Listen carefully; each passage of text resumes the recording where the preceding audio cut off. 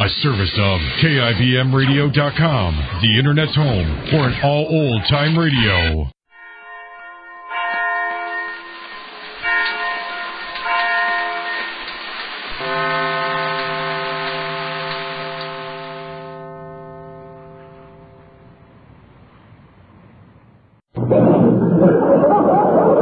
The Johnson Wax Program with Fibber, McGee, and Molly.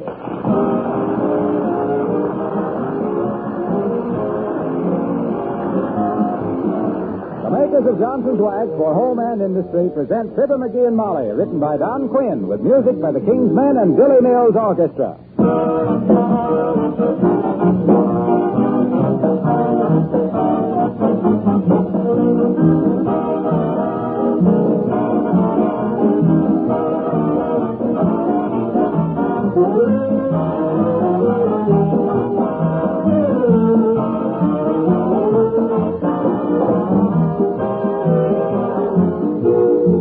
Has certainly proved to be very helpful during these days when we have to take better care of our household things. Take your refrigerator, for example. A great many of you undoubtedly use Johnson's Wax, probably the cream wax, to protect the outside against fingerprints, smudges, and dirt. But I wonder how many of you have discovered that you can keep the wire shelves from rusting by giving them an occasional coat of Johnson's Wax. Let me read you part of an interesting letter that just arrived from a prominent businessman. Our electric refrigerator, like all others, he writes, is reaching the used stage. The wire shelves were rusting, and I suggested to my wife that she should clean them and give them a coat of Johnson's Wax. It really worked wonders and completely stopped the rusty condition of the shelves. Well, I'm very glad to pass this man's suggestion along. Johnson's Wax does protect metal surfaces against rust and corrosion. Try it on your refrigerator shelves the next time you're waxing your floors, furniture, and woodwork.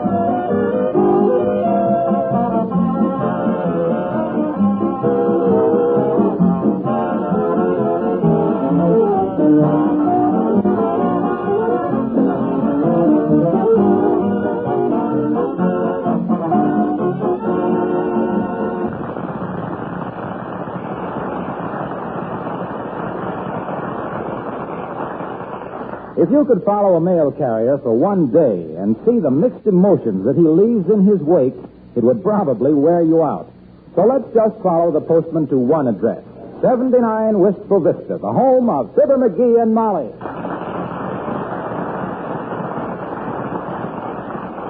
Mares-y-don't, a letter for Jones, a postcard for McGee, a kiddly-divey-too, posties due. Oh, mares-y-don't, send up, number 79.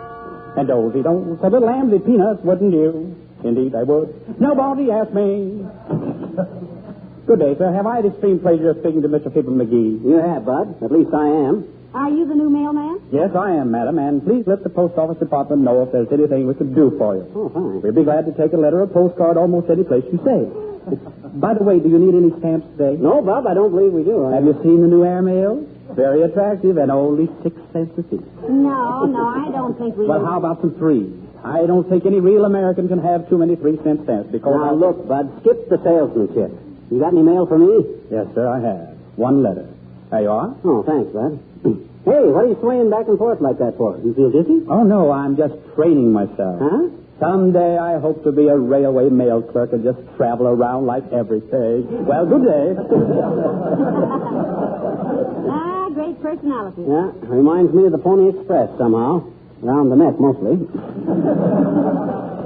Hey, this is the letter I've been waiting for. Who's the letter from? Woman in New York that analyzes character from your handwriting. Oh. I sent her a sample of mine several weeks ago. Oh, dear. What does she say? Oh, boy, oh, boy, oh, boy. This woman is uncanny.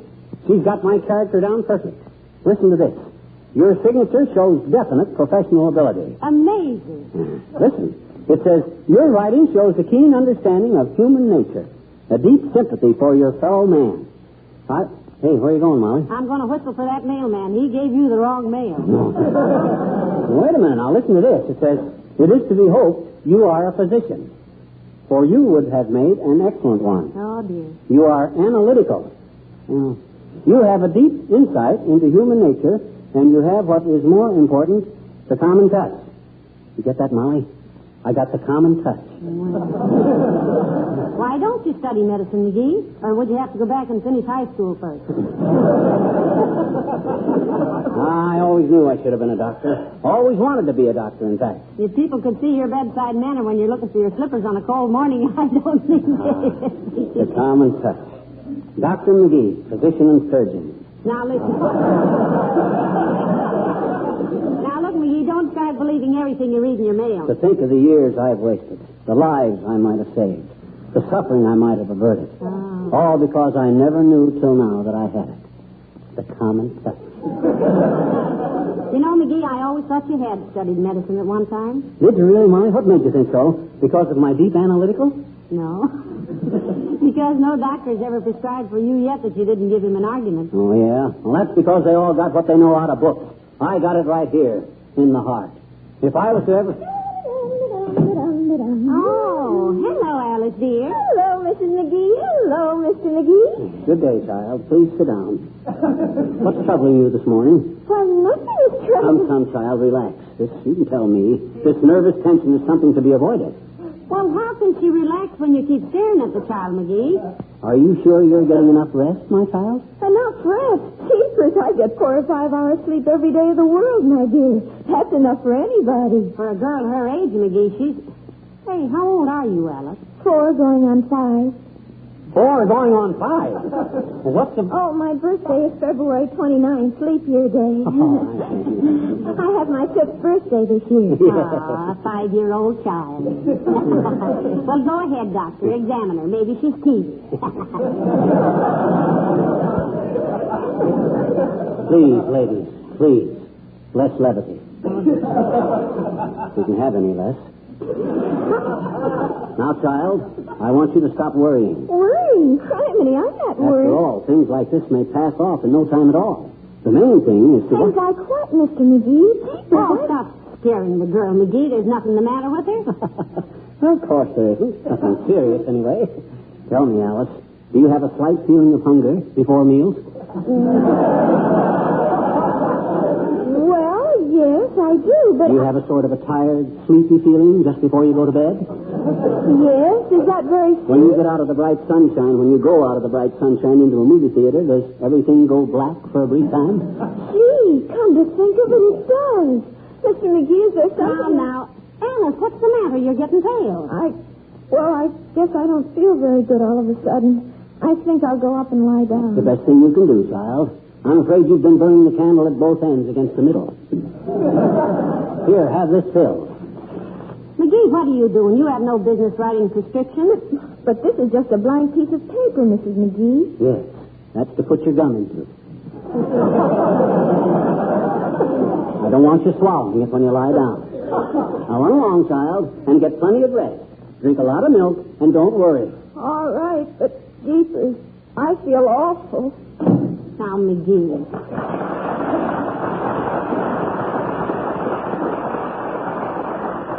Harry, what was the idea of all that? The common touch, my dear, the common touch. Cheer up the sick ones and scare the junior out of the healthy ones.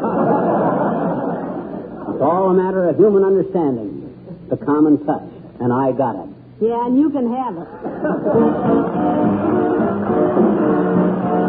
Billy Mills and the orchestra playing softly as in a morning sunrise.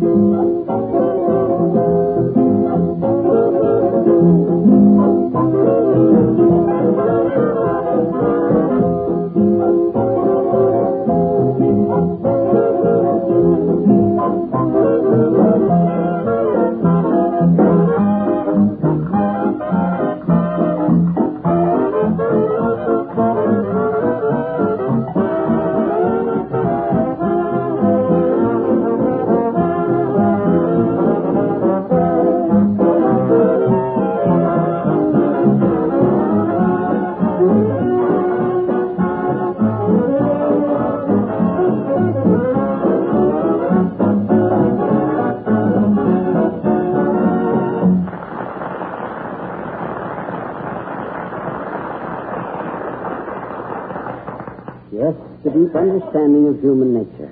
The humanitarian outlook. Take all the great physicians of the world. We all had it. The common touch. Now you take a great physician like Louis Pasteur. Say, he discovered radium, didn't he? Oh, no. You're thinking of the wrong Louis. That was Louis B. Mayer. Pasteur invented hydrophobia. Oh. Well, it wasn't very smart of him. The world would be better off if hydrophobia had never been invented. Well, that was his destiny, my child. When we got the common touch, like I got, we can understand that a human being is but a small cog in the vast machinery of the Saved by the bell. Yes. Come in. Ah, good day, Mrs. McGee. What a sight you are for sore eyes. And McGee, dear fellow, what a sight you are. Nice of you to drop in, Mr. Wellington. Hello, Sigmund, my boy. I trust you will forgive me for my rudeness at the Rotary luncheon this noon. I'm afraid I was not very tolerant. But that was before I knew I had the common touch. What did you do that was so rude, McGee? Oh, nothing really at all, my dear. It was really nothing. He merely sneered at one of my humorous anecdotes. Oh. The one about the little shepherd girl who disappeared, and they found her little sunbonnet weeks later out in the pasture. Well, tell her the payoff, Sigmund. I consider it very amusing. The denouement of the anecdote, Mrs. McGee, is that the girl was victim of her own ignorance. Her name was Ivy, and she didn't know that little lambs eat ivy.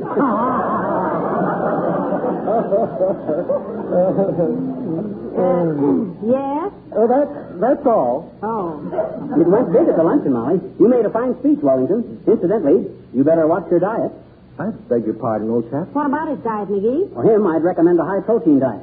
No roughage. Lots of whole wheat bread, no pork. Lots of milk products. Get lots of rest and cut down on the smoking, Wellington. Better come back again and see me in about 2 weeks. And don't worry, we'll pull you through this all right. You'll have to. I won't go through it willingly. Oh, so sorry. I almost forgot what I came over for. Will you excuse me, Mrs. McGee? Why, certainly, Mr. Wellington. Then, Joe. I say, my dear fellow.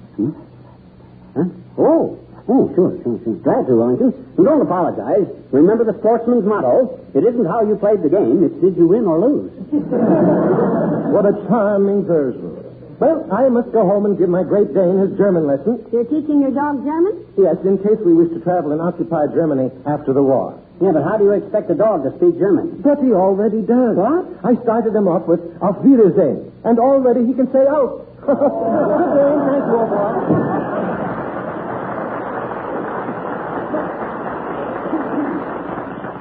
Well, what did he want, dearie? Wanted to borrow $2 till Saturday. Well, if you didn't have it, at least you're getting it. What?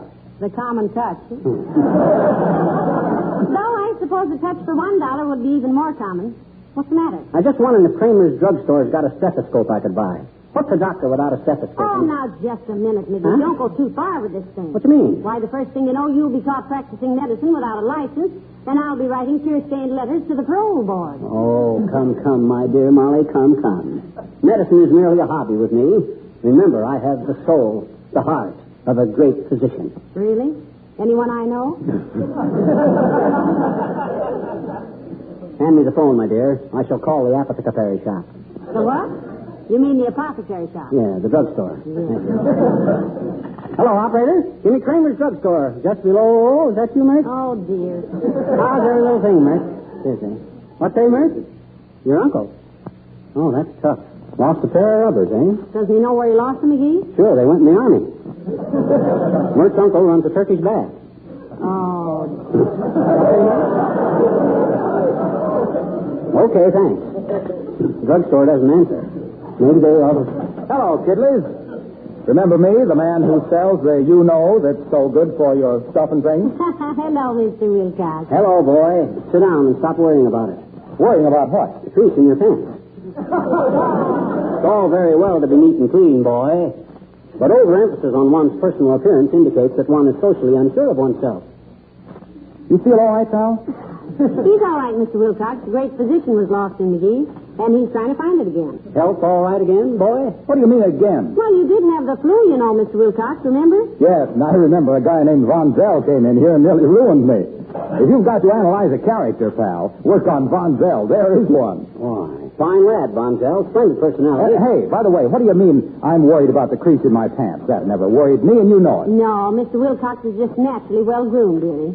If that's a character deficiency, you could deteriorate a little yourself. Oh, come. I was merely pointing out that too much neatness and couthness is merely the result of the subconscious mind trying to overcome a natural tendency towards sloppiness. Is that clear? Well, personally, I think it's a lot of mahula. When people are neat and clean, it only means that they like to be neat and clean, that's all. Ah, but look, boy. Do you mean to sit there with your head between your ears and tell me that people all over the world use Johnson's wax because they feel socially unsure of themselves? Birdseed. They use Johnson's wax because they know how it'll save housework. It'll preserve and beautify their floors, woodwork, and But furniture. subconsciously, boy. Subconsciously, they feel they're economizing, too. Because wax-protected things last longer and require less frequent replacement. Yeah, but the common touch, Mr. The Wilcox. most beautiful common touch in the world is the touch of a Johnson wax surface. The satisfying, smooth, satiny feel of a surface sealed against dust and dampness.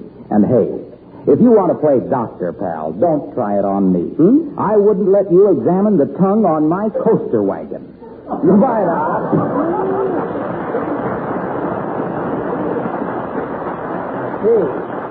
And holding out on me, eh? What do you mean? You never told me you had a coaster wagon. Well, it's them little weaknesses of people that endears them to me.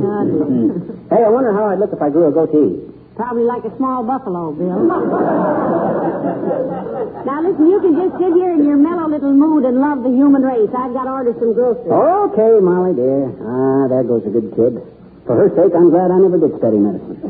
I'd have been constantly traveling all over the world, being consulted by famous people, with her sitting here alone, lonesome and neglected, watching out the window for her famous husband. I'm sorry, my dear, but my duty is to the world, I say. Did you know there was a petition to bury me in Westminster Abbey? No, not now. I mean after I'm dead. I can hear them bells. The chimes of Westminster... Come in. Hi, mister. Good day, my child. Come in, little one. Do sit down. Well, I said sit down. I'm very happy to see you. Are you kidding, mister? No, my child. Why shouldn't I be glad to see you? Well, gee, you almost hardly never are, betcha. But don't let my gruff exterior deceive you about my warm heart and great human understanding, sis. Why? Well, generally speaking... My daddy says so, too. Says what? He says you're generally speaking. Yeah. Your old man. Yes, your father. Fine man, your father. Interesting example of a dual personality. If I can borrow a couple of pistols. Well, how do you feel today, sis? Not very good, I guess. You don't? I says you don't? Don't what? You don't feel good. Hey, how'd you know? Oh, just a gift for diagnosis. What's the matter? I got a little sliver in my finger, see? A what? A sliver. It's too small for a splinter and too big for a sliver. Well, that's nothing to worry about. I got one in my own finger. Come, sit on Dr. McGee's lap and I'll remove the sliver. You're not a doctor, I bet you. You mean if I never went through the ridiculous formality of getting a degree? No. But I got all the qualifications, sis. Human understanding, knowledge of people, and the common touch. Now, hold still. Okay. There. No, that didn't hurt a bit, did it? Gee, not a bit. I never even felt it. Well, that's because when you're a doctor at heart, you got a sensitive touch. A dexterity in your hands. There's another reason, too, I bet you. What's that? You took the sliver out of your own finger. My finger. Hey, Molly, sing the item. Hold on.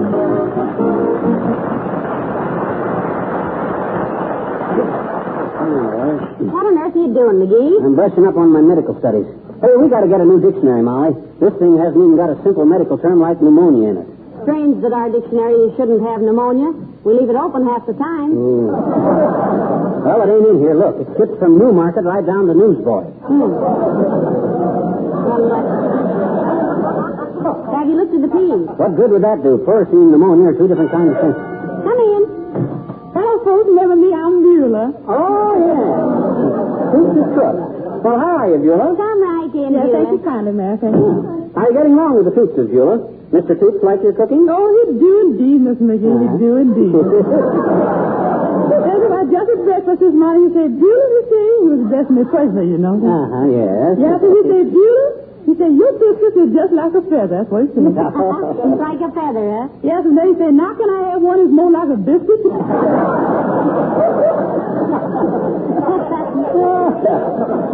Oh, Mort, he's a clip. We've got more wheezes than a hop shop accordion. Hop shop accordion?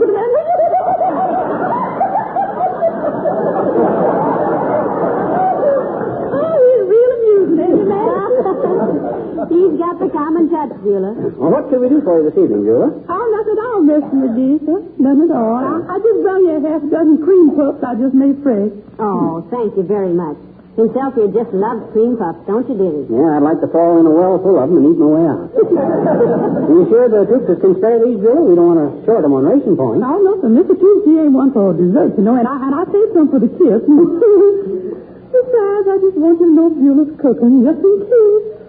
In case of what, Beulah? Oh, just in case. You know when a gal been over a hot stove all day long, you can't get frozen to a job like that. Bye now.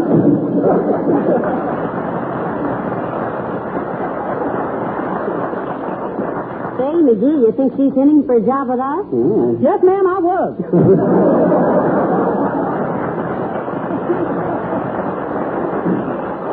There. She's a creature of impulses, as I read her character. Impulsive, warm-hearted, and loyal. Yes, sir. She's the kind that you... If I only had my medical degree. At $5 a call, I'd have made $30 so far today. Come in. Oh, hello, Dr. Gamble. Hello, Molly. How are you today, my little hypothyroid? Please, doctor, there's a lady present.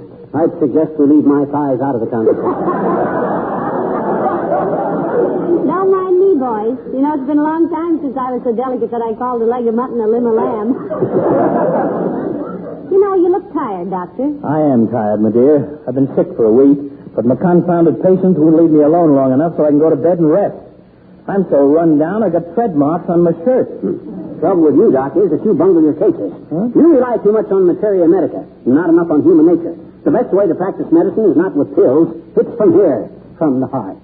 I see.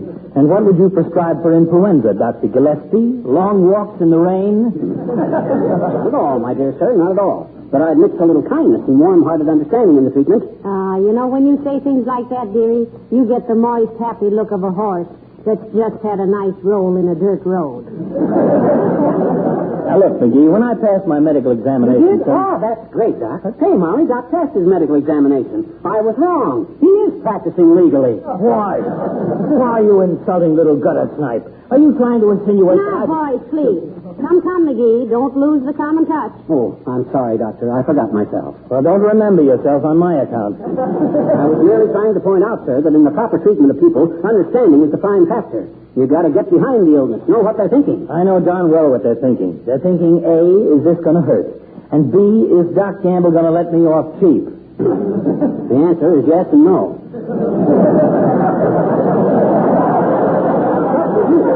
The trouble with you lack the important essential for greatness in your profession. Yes? Yes, the common touch. Well, of all the impudent and unmitigated, double-distilled arrogance, how you can have the infernal, shameless, insolent bumptiousness to stand there... No sympathy, no understanding. Stand there and tell me I don't understand my patients. Well... For 3 grains of monoacetic acid ester or salicylic acid, I'd kick your pudgy little carcass from here to Helsinki.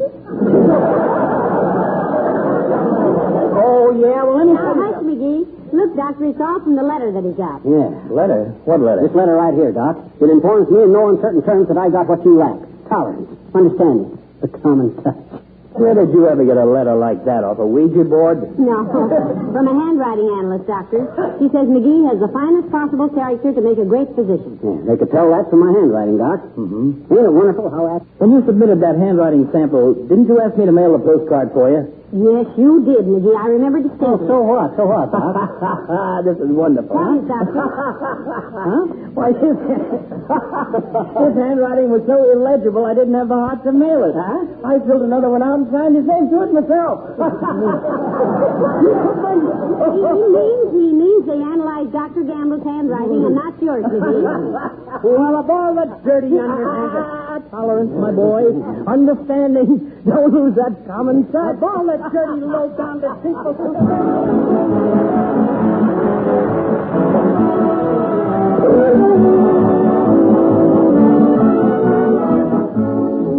Ladies and gentlemen, we want to thank you for the wonderful way in which you answered our recent appeal to you to buy war bonds.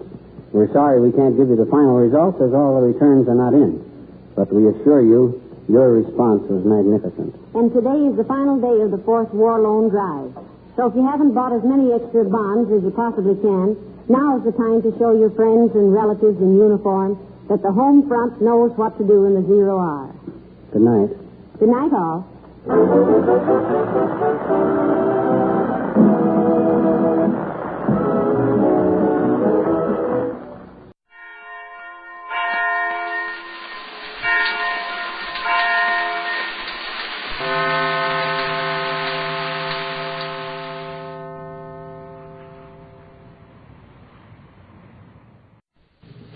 Kraft presents the Great Gildersleeve.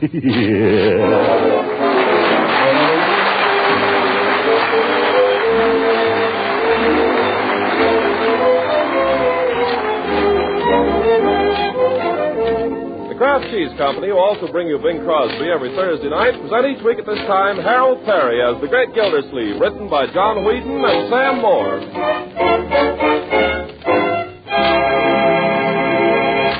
From the Great Gildersleeve in just a moment. But first, if you tax-paying husbands have the special interest in economy that I have this week, just ask your wife to listen closely. It's wise economy to serve the family foods like parquet margarine, the quality spread for bread that's made by Kraft, for many reasons. First of all, parquet tastes so deliciously good, it makes the family want to eat more of the plain, wholesome foods that give them strength and energy.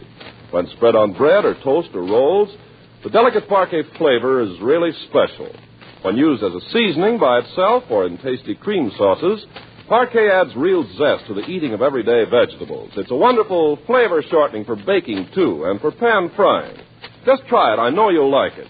Yes, parquet margarine is a favorite in millions of homes for all these reasons, and because it's a highly nutritious food in itself. In fact, it's one of the best energy foods you can serve. And every pound contains 9,000 units of vitamin A. So ask your dealer for economical Parquet, P-A-R-K-A-Y. Parquet margarine made by Kraft.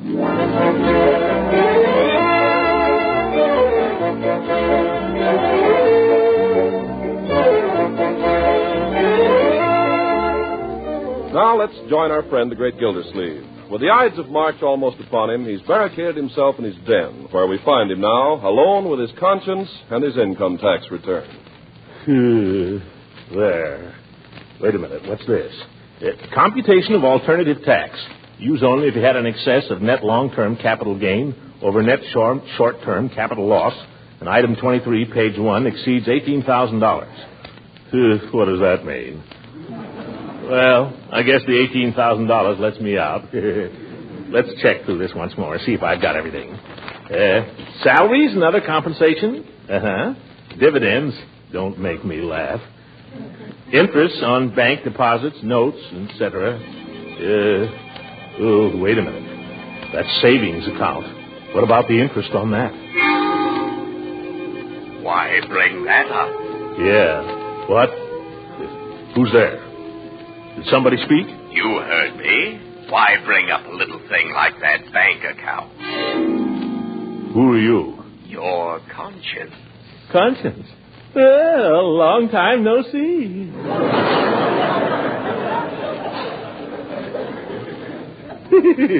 Where have you been?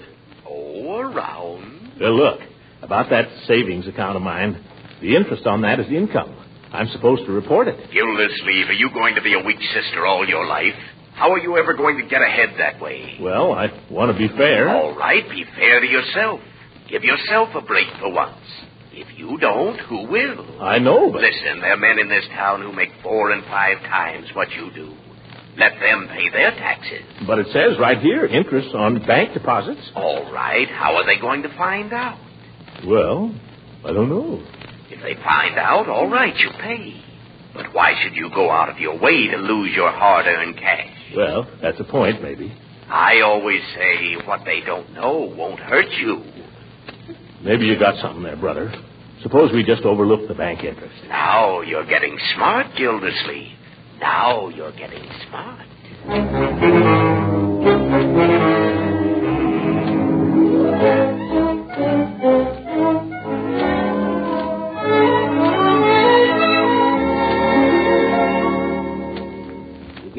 this massage do you, Floyd? When I get through with you, Judge, your face will be as smooth as a baby's. Well, if it ain't Mr. Gildersleeve. Greetings and salutations, Commissioner. How's chances for a haircut, Floyd? Come right in. I'll only be a few minutes. Just giving the judge a little massage here. What's the matter, Judge? You feeling a little under par today? Not too good. Been working pretty hard lately.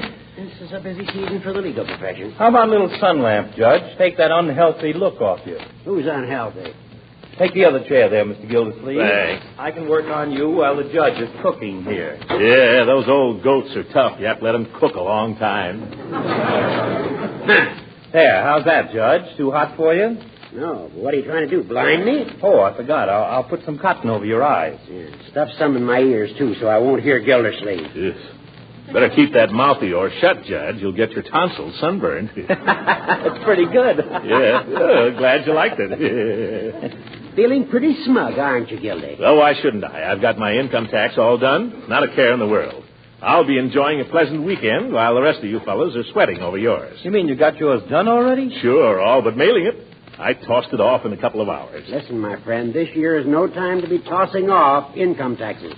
What do you mean? Well, they tell me the government's checking up on them twice as carefully this year. Oh, who told you that? Never mind. I heard. Oh, that Treasury Department. They're tough. That's the same as the G-men, you know.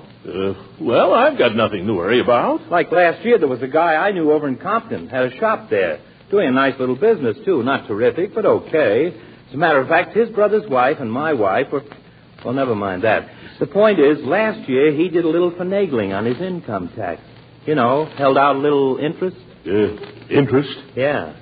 And a few months later, a big guy walks into his shop and says, "What's about this, mister?" Well, if you ask me, he had it coming to him. Yeah, that's right. That's all. Guy just walks in and says, "What's about this, mister?" Boy, what they can do to you for that. Practically send you up for life. Look, life? Nonsense. They can't do anything to you if you just make a little mistake. Can they? You're downright they can, Gildy. The penalties are pretty severe. Me, I'm taking no chances. I'll tell you about another case I heard about. A fella got the idea that... Look, maybe I'd better come back some other time, Floyd.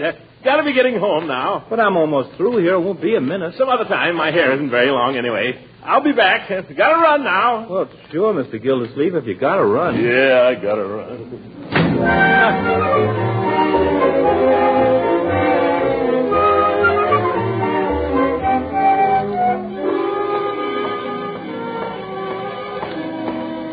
Say, Gildersleeve, what's your hurry? I'm not in any... who said that? Same old conscience. Oh, you again. Yes. Are you going to give in to that weakness, my boy? What weakness? You know. You're about to give yourself the worst of it on that bank interest. Sucker. Yeah, who's a sucker? I am not. I'm not going to do anything of the sort. That's the way I like to hear you talk. Who's that? It's me. It's I. Leroy. What? What are you doing at my desk, young man? Have you been looking at my income tax return? No. What's the matter with it? Nothing. I wonder if the FBI would listen to a kid. What? Never mind, Leroy. I'm in a hurry. I want to get that return in the mail right away. In fact, if Mr. Gildersleeve? Oh, Mr. Gildersleeve, I'm so glad you came home. Could you give me a little financial advice, please? Bertie, Oh, this ain't the finance company, Mr. Gildersleeve. This is a lot tougher than that. What's tougher than a finance company? Income tax man. You're right, Bertie, but your tax shouldn't be too difficult. Oh, no, sir. The tax part's easy. What's worrying me is these here reductions. Oh, well, let me see your blank. Yes, it's out in the kitchen. I'll get it right away. Confound it. I haven't got time to fool with Bertie's taxes now. Say, Unc, as long as you're here, how about giving me a little help with my homework? No, Leroy. Homework is intended to be done by the child, not by the parent. But this is very timely, Unc. It's a composition for current events. On what topic? The privileges of being a taxpayer. I don't believe it. How about it, Unc? Can you help me? No, my boy. With that topic, you'll just have to use your imagination. And plenty of it. Here's my blank, Mr. Gildersleeve. Say, what does this mean right down here? Where? Oh. Check whether this return was prepared on the cash or accrual basis. Are they talking to me? Yes. I don't know who they're talking to, Bertie. That question has been on the form for 20 years. I bet even Morgenthau doesn't know the answer. Now, let's see. You put down your salary. Yes, all but the reduction. Reduction? Oh, well, let's hear some of the reductions. Well, I bought some furniture and a radio, and I sent some money to my brother, and I lent some money to my sister, and besides that, I owe a lot of money. Bertie, these items are only deductible if they're expenses. Mr. Gildersleeve, if my brother ain't an expense, I never saw one. Bertie, the government is talking about business expense, like a farm or a store. I think you can forget the expenses. Oh, you mean I don't have to say nothing about my farm? Farm? What farm? The farm back home where my papa lives. Does your father own the farm? No, sir, he just runs it. He don't run it very good, but he runs it. What does he raise on it? Peas. Peas? I never heard of a pea farm, Bertie. No, sir, I didn't either. We used to raise cotton, but the government said they'd give us some money to raise peas, so we switched to peas. Now we get a pea check every year from the government. Bertie, I advise you to forget the farm for the present. I'm busy now. I'll help you with this thing tomorrow. Oh, and Leroy, you forget your composition. Okay, Unc, where are you going? I'm going to get this return notarized, then I'll mail it and forget the whole thing.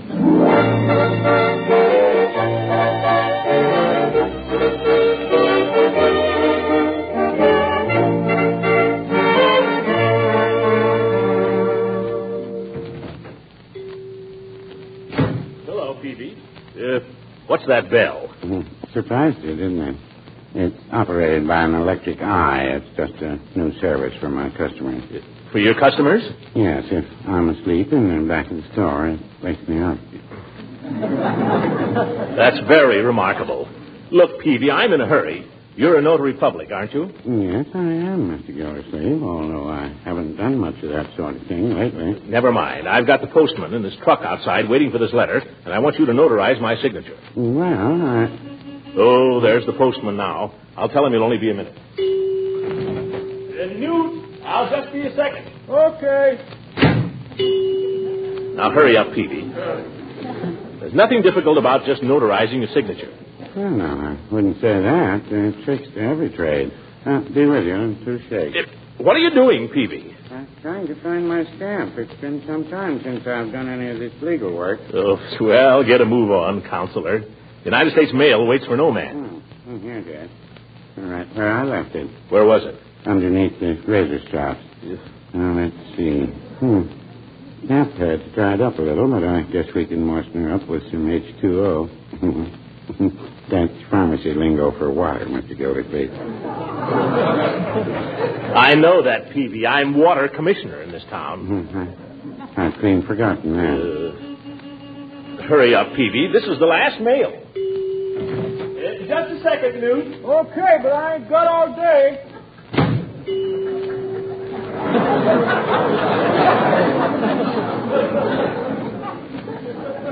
Now what, Peavy? It's working. There. See? Oh. Given under my hand and seal as a notary public in this state on the blank day of blank in the year 19 blank. My commission expires on March 31, 1918. Peavy, you haven't been a notary for 25 years. Well, what about it? Never mind, Newt. I can't make it today. Well, for...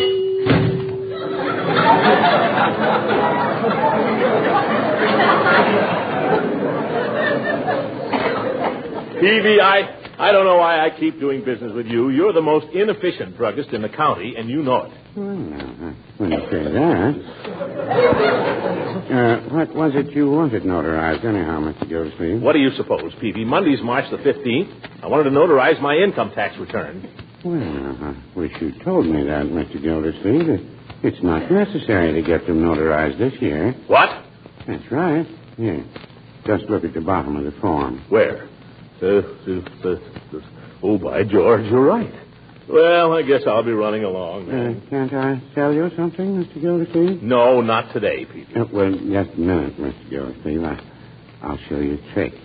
If you know how, you can step over the beam of this electric eye and go in and out without making a sound. Look. See? I fooled the beam. Peavy, you're a fool.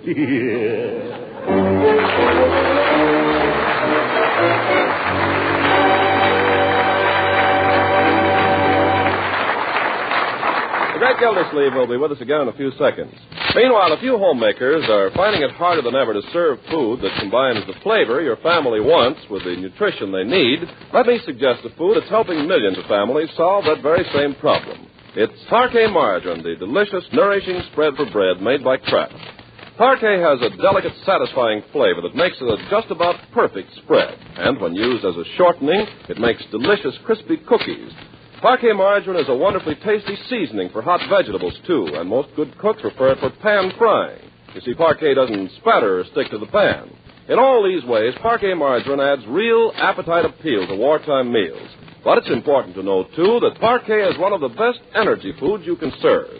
And every pound contains 9,000 units of vitamin A.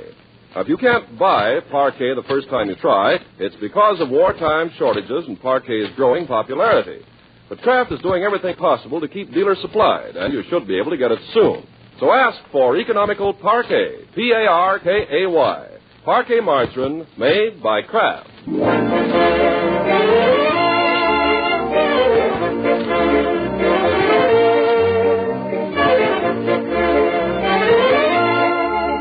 Now let's get back to the Great Gildersleeve. Our hero has spent a restless night dreaming of deductions, exemptions, and computations. He rises Sunday morning still suffering the pangs of indecision and making them pretty tough on the rest of the household. Bertie. Yes, Mr. Gildersleeve? I wonder if you could warm up this miserable little cup of coffee. Yes, sir, right away. Why didn't you drink it while it was hot, Uncle Mort? Because then it would be gone. This way I have the fun of smelling it a little longer. You didn't eat much breakfast. No, my dear. Breakfast doesn't mean what it used to on Sunday mornings. But you had everything you used to have. I know, but I feel guilty eating it. Unc, could you help me with my homework now? Leroy, I'm in no mood to compose a composition. Oh, please, No, Unc. I'm going to lie down and read the Sunday paper. But you haven't had your coffee. You can help me a little, Unc. I got a swell start on it. Start? Let me hear it. Okay. Let us be thankful that we live in a country like this, where freedom shines like a beacon unto the world. Till this war is won, we at home should consider it not only our duty, but our privilege to go without things and pay our taxes. How's that, Unc? Say, that's pretty good, Leroy. Thanks, Unc. Yes, my boy, you're beginning to develop quite a style. A little like Macaulay. Wait a minute. Did you make that up, Leroy? Practically. Where did you find it? On that blotter from the bank. I thought so. Young man, do you know that plagiarism is a serious crime? Yeah, who'd do such a thing? You have just done it. Here's your coffee, Mr. Gildersleeve. Thank you, Bertie. Leroy, go up to your room and write 50 times, plagiarism is a crime. 50 times? 50. And don't argue, it'll be 100. Okay, Unc.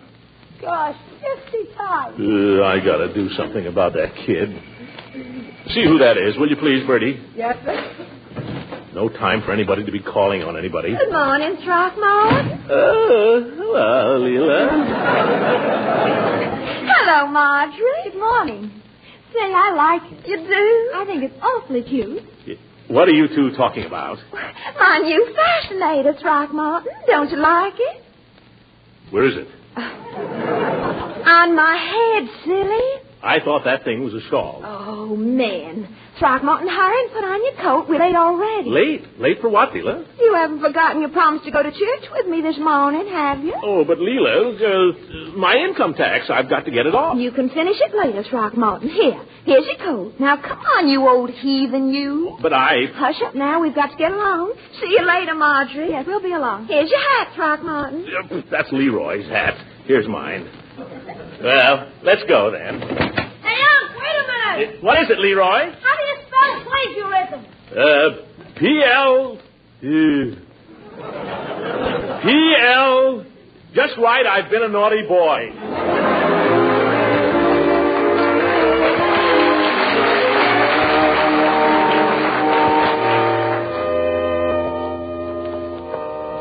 It was such a worthwhile sermon today, didn't you, Throckmorton? Yeah. And Dr. Needham is such a fine-looking man. Don't you think so?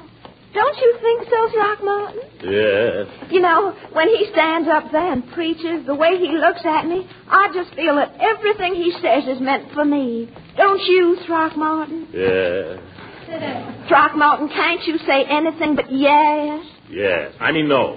I mean yes. Oh, honey, what's wrong? You you haven't been yourself all morning. Tell Leela what's wrong. Oh. You seem so distant somehow. Well, I was just listening to the sermon, that's all. Well, I don't know what was so fascinating about the sermon. Oh, of course, I thought it was very worthwhile and all that, but the way of the transgressor is hard. I guess we all know that. I wonder if we do, Leela. I wonder if we do. Throckmorton, you're the strangest man. You're so moody. Just sat there all through the sermon staring at your hands and never once looked at me. I couldn't help noticing that George Bagby never once took his eyes off me, if it interests you. Interest? Well, I see it doesn't. Leela, don't misunderstand me, but I've got problems. Well, I'm sure I don't know what kind of problem would make a gentleman invite a lady to church and then be rude to her. I'm not being rude. I didn't mean to be. The sermon started me to thinking, Leela, that's all. There's something I've got to attend to. Well, you run right along and tend to it. Just leave me here at the gate. But, Leela... No, I won't invite you to stop in this morning because I know you're much too busy. Leela! Goodbye, Throckmorton, and thank you for the use of your arm.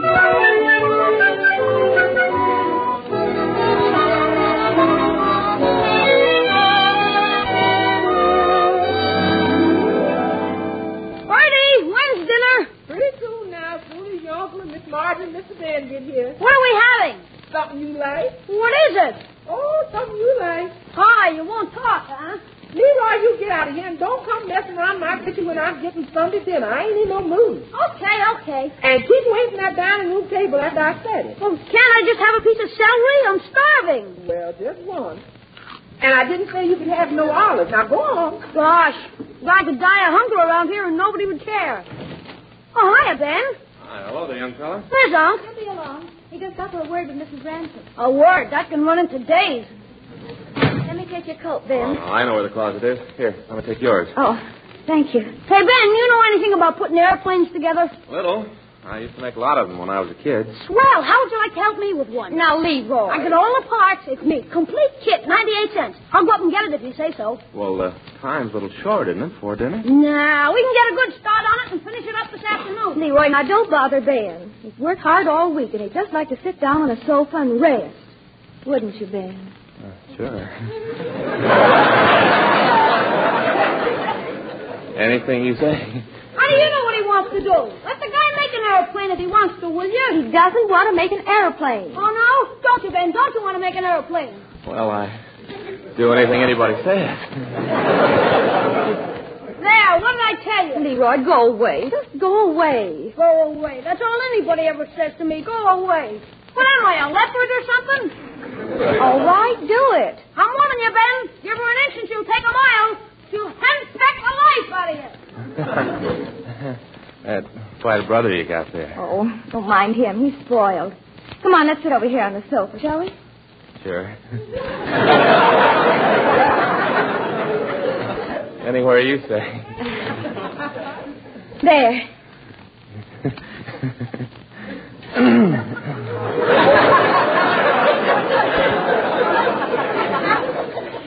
Now, what is it you were going to tell me? Well, I don't know what you're going to think of it. Well, why don't you ask me and find out? Well, maybe I've got a nerve thinking you care one way or the other. Why, of course I care, Ben. What is it? Well, Marjorie, I've got a chance to become an assistant inspector. Oh. It's a good job. It's for quite a lot less money. Less? Yes, for the Army, sort of an inspector on Army contracts, I guess. Well, they must need people pretty badly, or they wouldn't take me. Well, not right away. I'd probably be working here at the plant, only I'd be working for the Army instead of for the company. Oh, then I think it's wonderful. I think you ought to do it. You do? Uncle Mort, is that you? Yes, me. Uncle Mort, guess what? Ben's been offered a job for less money. Well, that's fine. Or is it? It's for the Army. Plant inspector. Is that it, Ben? Well, it's not said or anything, Mr. Gildersleeve. They were just talking to me about it. I told him you ought to go ahead and take it. They're going to pay you less, you say? Yes, sir, but I figure after all, the boys in the Army are only getting $50 a month. That's right. Money isn't everything, as the saying goes. No, it's not. And I figure anybody who doesn't do anything he can to help these days isn't going to feel he's worth much. Oh, Ben, I'm proud of you. And I'm going to kiss you right in front of Uncle Mort. Oh, gosh. Aren't we proud of him, Uncle Mort? Yes, I'm proud of you, my boy. Lips are so red now, too.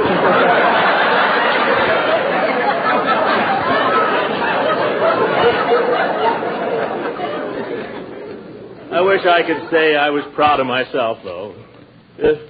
Will you excuse me for a moment? I'm going to the den. Call me if dinner's ready. But Uncle Mort, it'll be ready any minute. And start without me. I've got something I've got to get off my mind right away. No, we'll see about this thing. I'm going to get an honest night's sleep. It cost me a year's salary. Where is it? Where is that tax blank? Right in the upper left-hand drawer where you put it. Thanks. Oh, you again. I thought you'd be coming around. What you going to do, Gildy? Never mind what I'm going to do. You just watch. Gildersleeve, are you going to be a sucker all your life? Oh, go away and let me alone, will you? Now, Gildy, don't be like that. I'm your pal. I'm just trying to help you. Well, I don't need any help right now. Listen, pal, you know what's going on right this minute, only 3 blocks from here? What? Judge Hooker, that pillar of the law. He just deducted $150 for a bad debt that never existed. That's a lie. Hooker wouldn't do a thing like that. Listen, that old goat... He may be an old goat, but he's an honorable old goat. Gildy, I'm trying to tell you that kind of thing is going on all over the country. Why should you be different? Listen, you can't talk like that about this country. You're not my conscience. Who the devil are you, anyway? Yes. Hitler? The devil, that's who you are. You're the devil. And what are you going to do about it? I'll show you what I'm going to do about it. There. Take your dirty, crooked deductions and get out of here. No! Yeah. Now, interest on savings account, $2.16.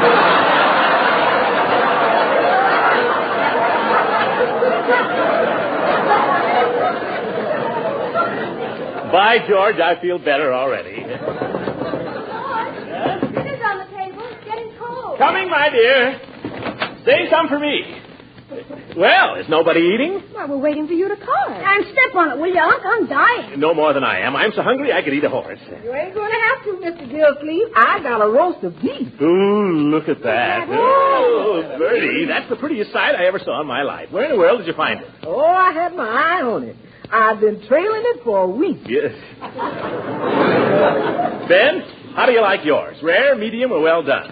Oh, anyway at all for me. Oh, speak up, man. We've got all kinds here. Every man to his taste. He likes it medium, Uncle Mort. Let Ben decide for himself, why don't you? Yeah, kind of medium for me, Mr. Gildersleeve. That's the stuff. Well, eat hearty, everybody. This may be the last roast beef we'll see till the war's over. Unc, don't say that. My boy, till this war, while this war is on, no sacrifice is too great. That's true.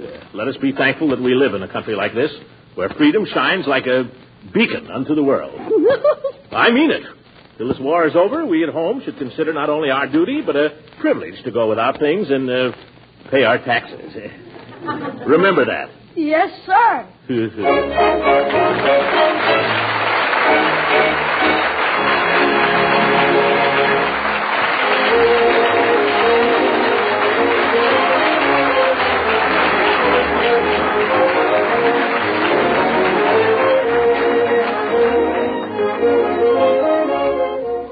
Ladies and gentlemen, I've been asked to give you a brief message of great importance.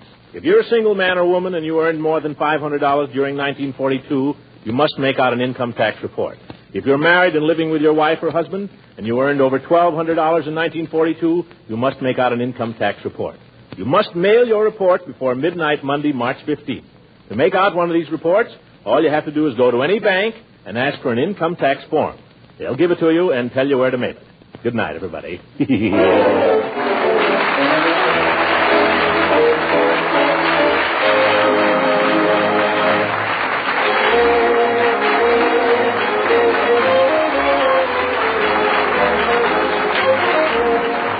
on this program was under the direction of Claude Sweeten. This is Ken Carpenter speaking for the Kraft Cheese Company and inviting you to listen again next week for the further adventures of the Great Gildersleeve.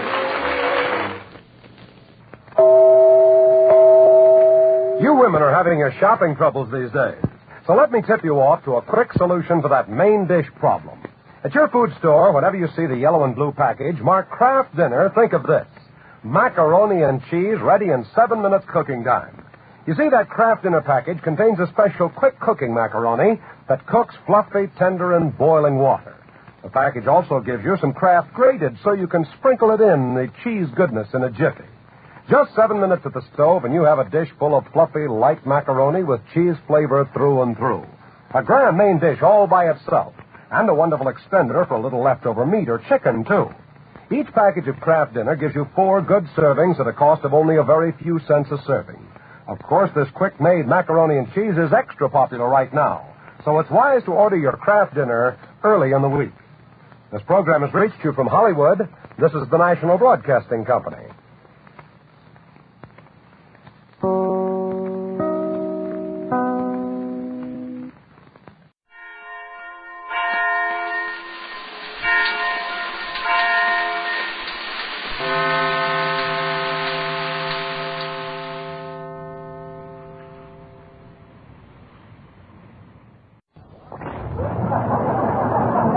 The Johnson Wax program with Fibber, McGee, and Molly.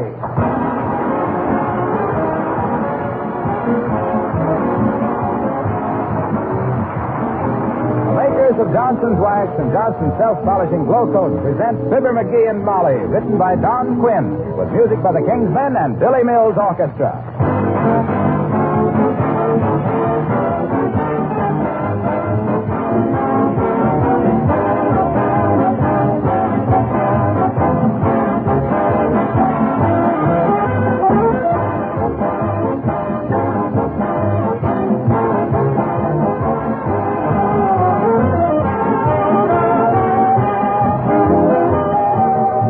A brave man these days who will make a prediction.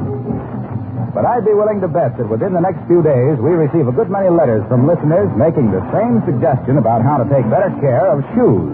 And though I've mentioned it to you before, I think it's very timely to remind you again that genuine Johnson's Wax, either paste or liquid, is a wonderful protection for shoes, boots, luggage, and all things made of leather. It keeps the leather soft and pliable, moisture-resistant, makes it wear longer, resists scuffing, and, of course, greatly improves its appearance. Keep some Johnson's Wax handy for use as a shoe polish. All the members of your family will have use for it. This is just one of many uses for genuine Johnson's Wax, besides its major uses for protecting floors, furniture, and woodwork. Wax is a real help in the battle of conservation, and its cost is negligible.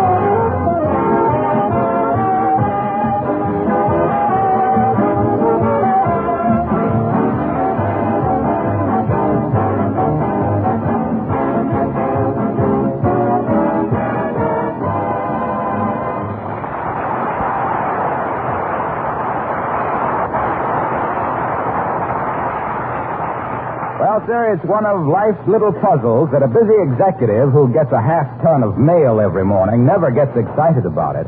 But to people who never get anything but a couple of circulars, a few bills, and an occasional postcard, the arrival of the morning mail is a pretty hot moment. For instance, take Fibber, McGee, and Molly.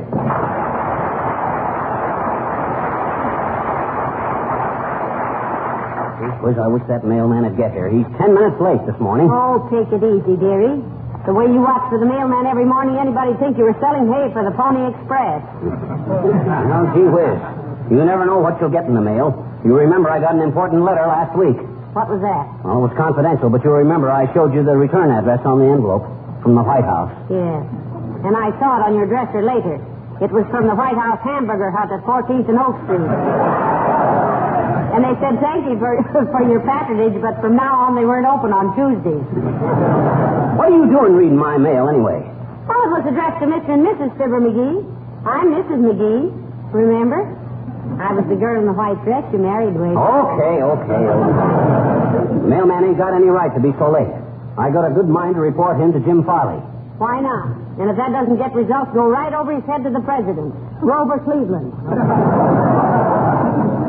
You're kidding, but I'm serious. I'm a busy man, and when my morning mail is delayed... Busy doing what? Well, how do I know what I'm doing till I get my mail? That's the very point I'm trying to make. What the? There he is now. There's the mailman. Sure. A circular from the Bijou Theater and 2 blotters from some real estate agent. I can hardly wait. Open the door, McGee. Now, look here, Bud. If you can't get the mail here on time, Oh, excuse me, sis. I thought you were the mailman. I am the mailman. Heavenly days. A lady mailman. Gee. Say, I hope Mr. Underwood isn't ill. No, madam. Mr. Underwood is now in the Army. I will bring your mail for the duration. Well, what do you know? One of these days, this country's going to have just two classes of people, soldiers and women.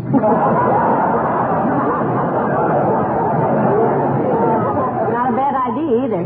Anything for us this morning, mailman? Or postwoman? Dearie? Here it is, Mrs. McGee. You are Mrs. McGee, I presume. Oh, you caught me red-handed with my wedding ring on. How do you like being a mailman, sis, as far as you've gone? I like it. Except for the dogs. Yes, I imagine your feet do get a little tired by the end. By dogs, I mean dogs. Canines. Big ones, little ones, medium ones, loud ones, quiet ones, white ones, black ones, tan ones. And they all snap at me. What is there about me that makes dogs want to bite me? Gee, I don't know, sis, but I bet if I was a dog... McGee.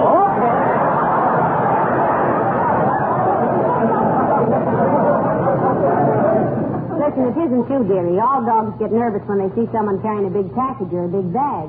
It's the mail sack that gets them, not you. Well, that's a comfort, because I like dogs. But I've been barked at, snapped at, rushed at, chewed at, snarled at, jumped at, and growled at, so I feel like a burglar. Have you got a dog? No. Well, I'm in civil service. If you want me to stay civil and give you service, don't get a dog.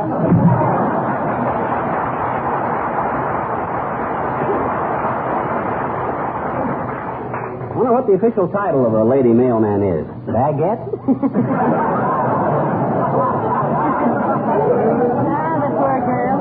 I suppose she'll get used to it, though, or the dogs will get to know her better. I'm going to miss old Underwood, though, the regular mailman. He didn't smoke.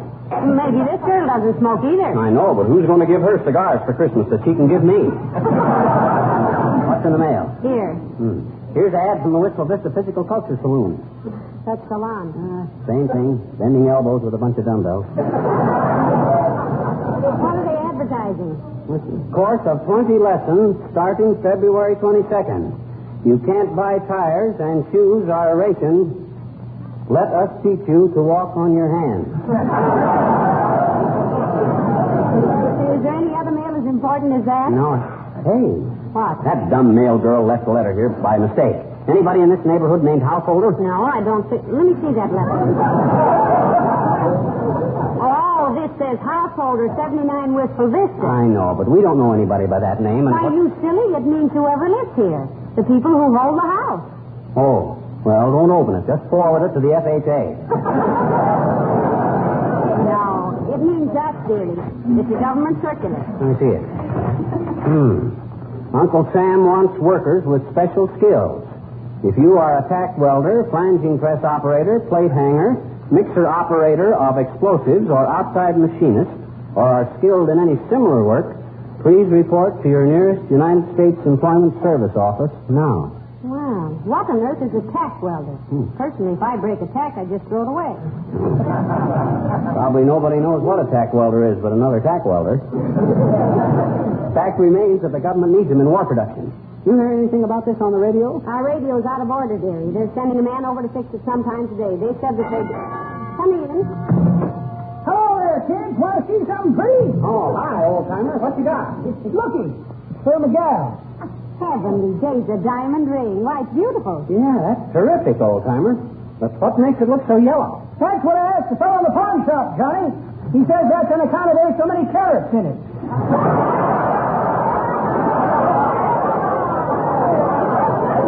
I suppose that must be it. Are you and your girl really getting engaged? Well, we really got engaged last night, daughter. Steffi was sitting on my lap in front of the fireplace. We had the lights turned down kind of low, and I says, Bessie, I says, and she says, yes, Whitley. Who's Whitley? That's me, Johnny. Anyway, that's what I told her my name was. Oh.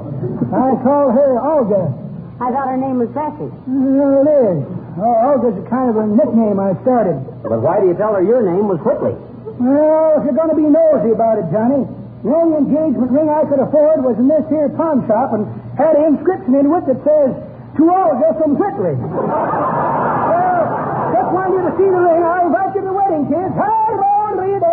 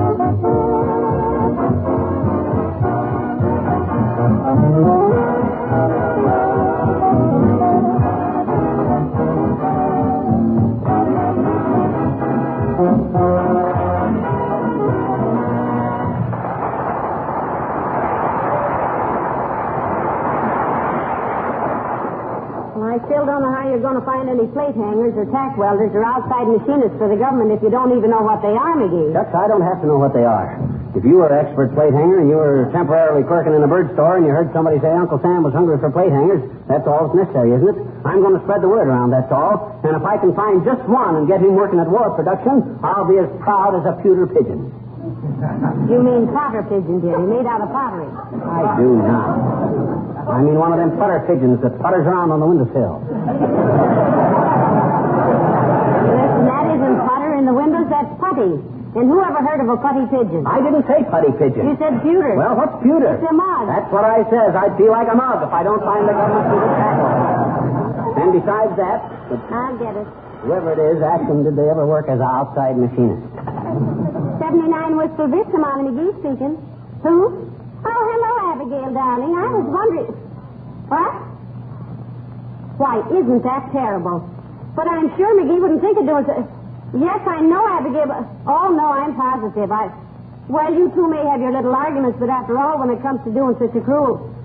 Oh, no, Abigail, no. I'm just as sure as I'm standing here that McGee had absolutely nothing to do with it. Yes. Goodbye, Abigail, dear. McGee. Huh? What was the idea of sending Abigail Uppington that insulting comic Valentine? Who, me? I didn't send her any comic Valentine. Well, I wish I'd have thought of it. Well, she's simply furious. Are you sure you didn't have anything to do with it? Molly, I give you my word as I stand here wondering whether to spend my next coupons for sugar or shoes. Whether to go barefoot or hungry. Or whether to... Well, hello, folks. Mind if I come in? Oh, do, Mr. Wilcox, do. Do we mind if he comes in? He reminds me of the doctor who was going to operate on the dancer for appendicitis. Mind if I cut in, he said. Hey, Harlow. Yeah? You ever do any tack welding or plate hanging? I don't know. What is it? Well, we don't know either, but the government wants very badly to get in touch with tack welders and plate hangers. And what were those other things, McGee? Well, here's the circular. Flanging press operators, mixer operators of explosives, outside machinists, and people familiar with similar skilled work. Ever do any of that stuff like that there, Junior? No, but I got a cousin in Milwaukee that's a pretzel bender. Well, I'm afraid bending pretzels is no great contribution to the war effort, Mr. Wilcox. Haven't you any special skills at all? Oh, sure. I'm a whiz-bang on the subject of preserving things with Johnson's wax, on how to seal wood and leather and enamel surfaces against dirt and wear and dust and dampness, on how Johnson's wax not only saves things, but gives them a new luster and a new beauty that makes an old chair or cabinet gleam with pride, that makes housework so much easier by... Yeah. Well, I'll bet there isn't a guy in the country that can tell you more uses for Johnson's wax in a house than I can. Windowsills, lampshades, luggage, floors, furniture, shoes. Oh, baby, shoes! Now, there, we got something. Did you know Mr. Wilcox? Yeah? One more question. Did you send Mrs. Uppington a comic Valentine? Certainly not. I never send anybody comic Valentines. I think they're brutal. Did she get one? She got one, Junior, and she thought I sent it. She was ready to come raging over here and beat my skull in with my own clavicle. I talked to her on the phone, and she was really loaded for moose, Mr. Wilcox. I'm afraid I didn't succeed in convincing her that McGee didn't send that valentine either. Well, you haven't convinced me either. Oh, yeah? You really think I'm the type of guy that deliberately hurts people's feelings by sending them insulting valentines? Suppose I meet somebody who's a tack welder. Or one of those other specialists. What's that? You just tell him to report right away to the nearest U.S. Employment Service. Wilcox, you didn't answer my question. What question was that, huh? You think I'm the type guy to send people comic valentines? Frankly, pal, I think you're not only the comic valentine type, but the squirting flower in the coat lapel type. The chewing gum on the doorknob type. The look through the telescope and get a black eye type. And last but not least, the bomb that goes off when you start your car type, and I'll let you know if I find any plate hangers.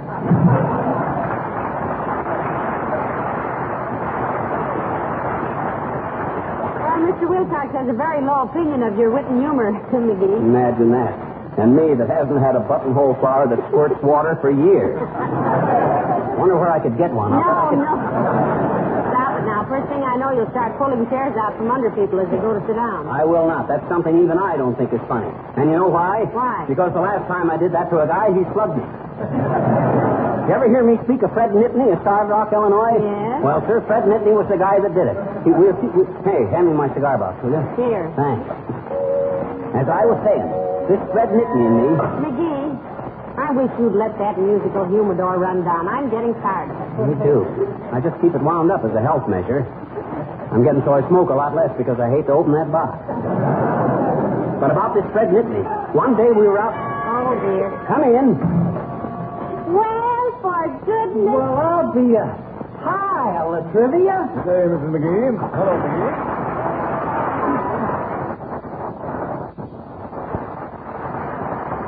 Oh, my, isn't this nice? Mayor Latrivia. Thank you, Mrs. McGee. But it isn't Mayor Latrivia anymore, you know. It's just plain Coast Guardsman Latrivia. Oh, you certainly look wonderful in your sailor suit. Molly, please, not sailor suit. That sounds spiffy. They call them costumes. We call them no such thing, McGee. They're uniforms. Oh, yeah, uniforms. My goodness, they just take wonderful care of you. You look simply grand. Well, I feel fine, Mrs. McGee. I'm on leave with a bunch of Coast Guardsmen who've just completed a course in Japanese anatomy at Guadalcanal. Oh, what do you know about that? Took off a little weight, didn't you, Latrivia? Oh, I've taken it off in some places and added it in others, McGee. I have 2 inches more around the chest and 3 inches less around... Don't kiss it down, Mr. Latrivia. Thank you. Well, now tell us all about it. How are they feeding you? Splendidly, Mrs. McGee. I hope you and McGee can come and visit our base one of these days. Southern Section Training Base at San Clemente, California. We're very proud of it. Our commanding officer, Lieutenant Howard Kebley, is really turning out sailors there. Think you can pay us a visit? I'd love to, wouldn't you, McGee? Sure. The fact is, Latrivia, I might be getting down that way myself now, any day now, myself. Being a government man myself, I have... You, a government man? Tell Mr. Latrivia all about your government work, McGee, and loud, because it's news to me, too. What do you mean, news to you? I'll tell you how it is, Latrivia. The government notified me just today by mail that they want me to locate a lot of tack welders for them. Of course, you know what a tack welder is, of course. Well, certainly. What? You do? Why, yes, don't you? Well, no. The government didn't ask me to train them. All I got to do is find them. What on earth is a tack welder, Mr. Latrivia? Well, I may be wrong, Mrs. McGee, but I think it's a welder who simply tacks pieces of metal together by welding temporarily until they can be permanently welded together. Well, what do you know? How'd you learn all that stuff, Latrivia? Well, the Navy gives you a pretty complete education, McGee. And the Coast Guard joins the Navy in wartime and fights wherever the Navy and Marines fight. Oh. So I was saying just the other day to my executive officer, Chief Lancio. Chief Lancio? What is he, an Indian? No. In the Coast Guard, chief means chief petty officer. Oh. You see, I was telling... Excuse me, but how long will you be in town? How long a furlong have you got? You don't mean a furlong, Molly. A furlong is a horse. A furlong is not a horse, McGee. It's a distance. Oh, you mean furlong is quite a ways, like a fur piece. I tell you, a furlong is a horse. You've seen it on racing programs. This race is for 7 furlongs. That means there's 7 horses in the race. Oh, don't be ridiculous, McGee. A furlong is 220 yards or 1/8 of a mile. A likely story. Who ever heard of a horse 1/8 of a mile long? Dear, you haven't seen all the horses in the world. If Mr. Latrivia says there are horses that long, I believe him. But I didn't say that. I merely said... Oh, trying to back out of it, eh? Now look here, I'm not trying to back out of anything. I just said that a furlong was 1/8 of a mile. Well, if that isn't a long horse, I never saw one. But I didn't say it was a horse. I'm not that stupid by a long shot. A horse 1/8 of a mile long wouldn't be any long shot, Latrivia. He'd be a sure thing. He'd be halfway around the track before the other next. But I tell you what, I was talking about horses. I merely said that a furlong was 1/8. I mean, a furlong was when a serviceman. How could a horse be? A furlong, 1/8 of a tail. McGee. Yes? As long as you're a government man, please use your influence to send me to Tunisia or New Guinea or someplace, where a man can see what he's fighting. Goodbye!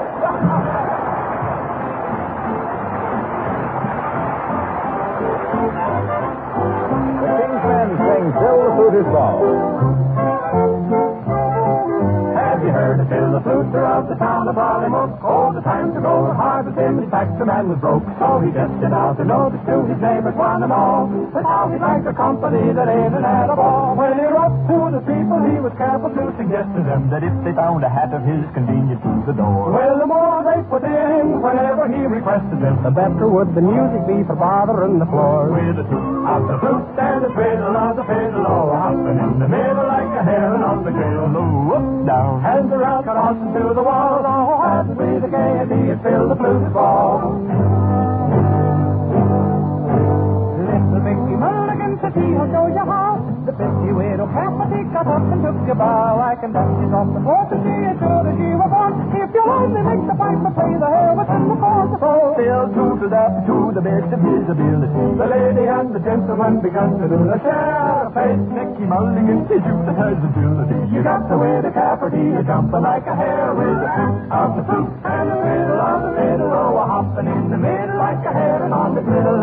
Up, down, hands around, across and to the wall. Oh, hands with the gaiety, and fill the flute is ball. I am by them. Till the fluter tipped away to little crooked path. Well, I think it's fairly time to be for passing round the hat. So Fatty passed the coffee round and looking mighty cute. Then you got to pay the piper. Sure, you got to pay the piper. Yes, you got to pay the piper when he tooters on the flute. So all joined in with the greatest joviality, digging in their pockets with the jingle mighty sweet. Jigs were danced of the very finest quality. Mickey and the widow danced the others off the beat with the toot of the flute and the fiddle on the fiddle. Oh, hopping in the middle like a heron on the griddle. Up, down, hands around and crossing to the wall. Oh, hands with the gaiety, the gaiety, the gaiety. Hands with the gaiety until the fluter falls.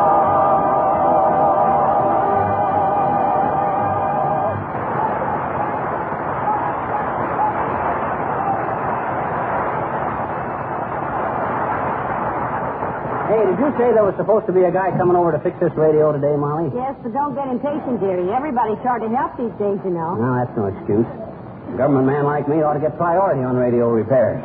With me busy rounding up skilled workers for war production, you think that I ought to be able to get a... Oh, maybe that's him now. Come in. Hello, Mrs. McGee. Hello, Mr. Wimple. Oh, hi, Wimp. Hello, Mr. Wimple. How are you today? Oh, I feel just peachy, Mrs. McGee. But then I should. I just finished up my setting up exercises. Setting up exercises? Yes. I've been setting up in the attic waiting for Sweetie Face to go outside. She hunted all over the house for me, and she couldn't find me. She never thought of looking up the chimney. What were you hiding for, Mr. Wimple? Oh, Sweetie Face was mad at me. Somebody sent her an awfully nasty valentine.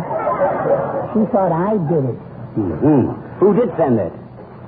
I did. Why, Mr. Wimple, that was me. I hope it wasn't you who sent one to Mrs. Uppington. Oh, no, Mrs. McGee. I wouldn't do anything like that. I'm very fond of Mrs. Uppington. You mean you think more of her than you do of your own wife? Times, yes. What times? Oh, times like from when Sweetie Face and I were married up till now. Say, how are you getting along with your bodybuilding exercises, Miss Wimple? Just wonderfully, Mrs. McGee. Sweetie Face says if I keep it up, I'm going to look like that man on the back of the magazine. You mean Charles Atlas? Yes. Sweetie Face considers me an atlas even now. Oh, she does? Yes. She tried to shove me into the top shelf of the bookcase this morning. Say, I don't know how you stand it, Mr. Wimple. I really don't, the way that woman treats you. She's a horrible woman. Oh, you mustn't talk about Sweetie Face like that, Mrs. McGee. Oh, nobody can hear us. You sure? Sure. All right. Then let's all talk about it like that. Look, Miss Wimple, why don't you leave home and get a job as a, what were some of those jobs, McGee? Oh, he hasn't had any training in them, Molly. There are skilled labor jobs. You ever had any experience in plate hanging with? Oh, yes, indeed. Oh. Just this morning, Sweetie Face hung a plate on me that almost hung. No, that's one of the jobs that's needed in war production, Miss Wimple. You see, do you have to go? Yes, I'm afraid so, Mrs. McGee. Sweetie Face is due home any minute now to start dinner, and I left the gas turned on in the kitchen. The house is simply full of gas fumes. Boy, she's liable to blow herself to pieces. Yes.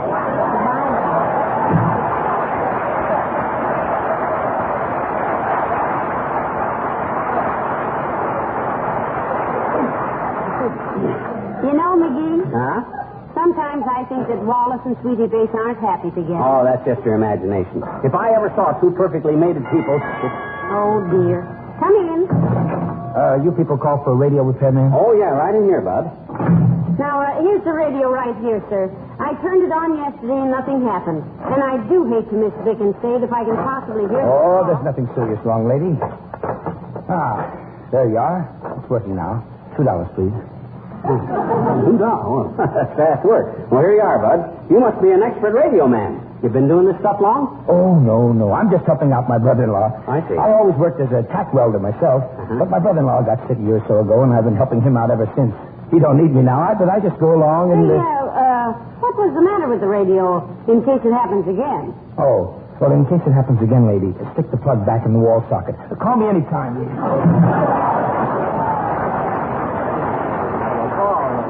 For goodness sake, $2 for sticking the plug back in the wall socket. What a jip. That guy's got no business in the radio repair business. He ought to go back to his tack welding where... Did I say tack welding? Hey, he's a tack welder. He's one of those guys. One side, Molly. Hey, Doc, come back here. I'm trying to want you. Hey, tack welder. Hey,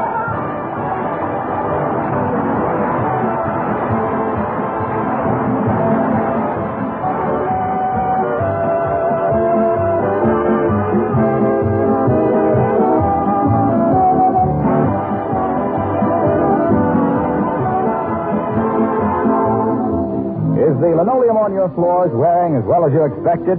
Have you done anything to give it extra protection right now? Do you realize that you can make linoleum actually wear 6 to 10 times longer by protecting it regularly with Johnson's self-polishing Glow Coat?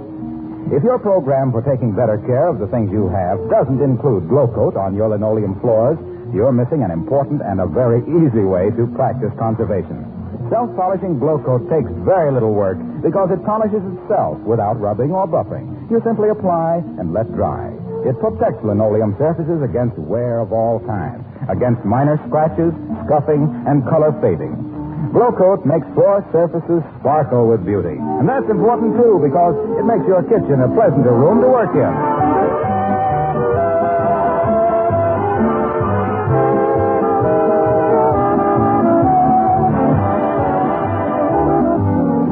Ladies and gentlemen, no fooling. The government does need skilled workers in the lines we've been talking about. I'll repeat them again. Tack welders, flanging press operators, plate hangers, mixer operators of explosives, outside machinists, and people with similar skills. If you can do any of these things and aren't in war production work at this time, do your country a good turn and report to your nearest U.S. Employment Service office. Skilled workers in Canada, check with your governmental employment officers. Don't forget, it's your sons of toil that'll help put those Nazis under tons of soil. Good night. Good night, all. Eric characters that the old-timer and Wallace Winkle heard on this program were played by Bill Thompson. This is Harlow Wilcox, speaking for the makers of Johnson Wax Finishes for the home and industry, inviting you to be with us again next Tuesday night. Good night. This program reached you from Hollywood. This is the National Broadcasting Company.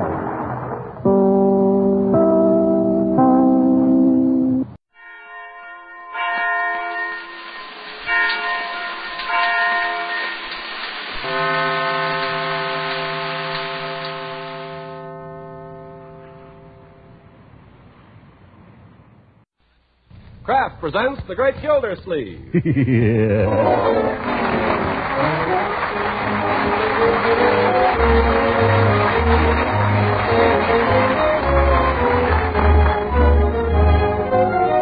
Kraft Cheese Company will also bring you Bing Crosby every Thursday night. Present each week at this time, Harold Perry as The Great Gildersleeve, written by John Wheaton and Sam Moore.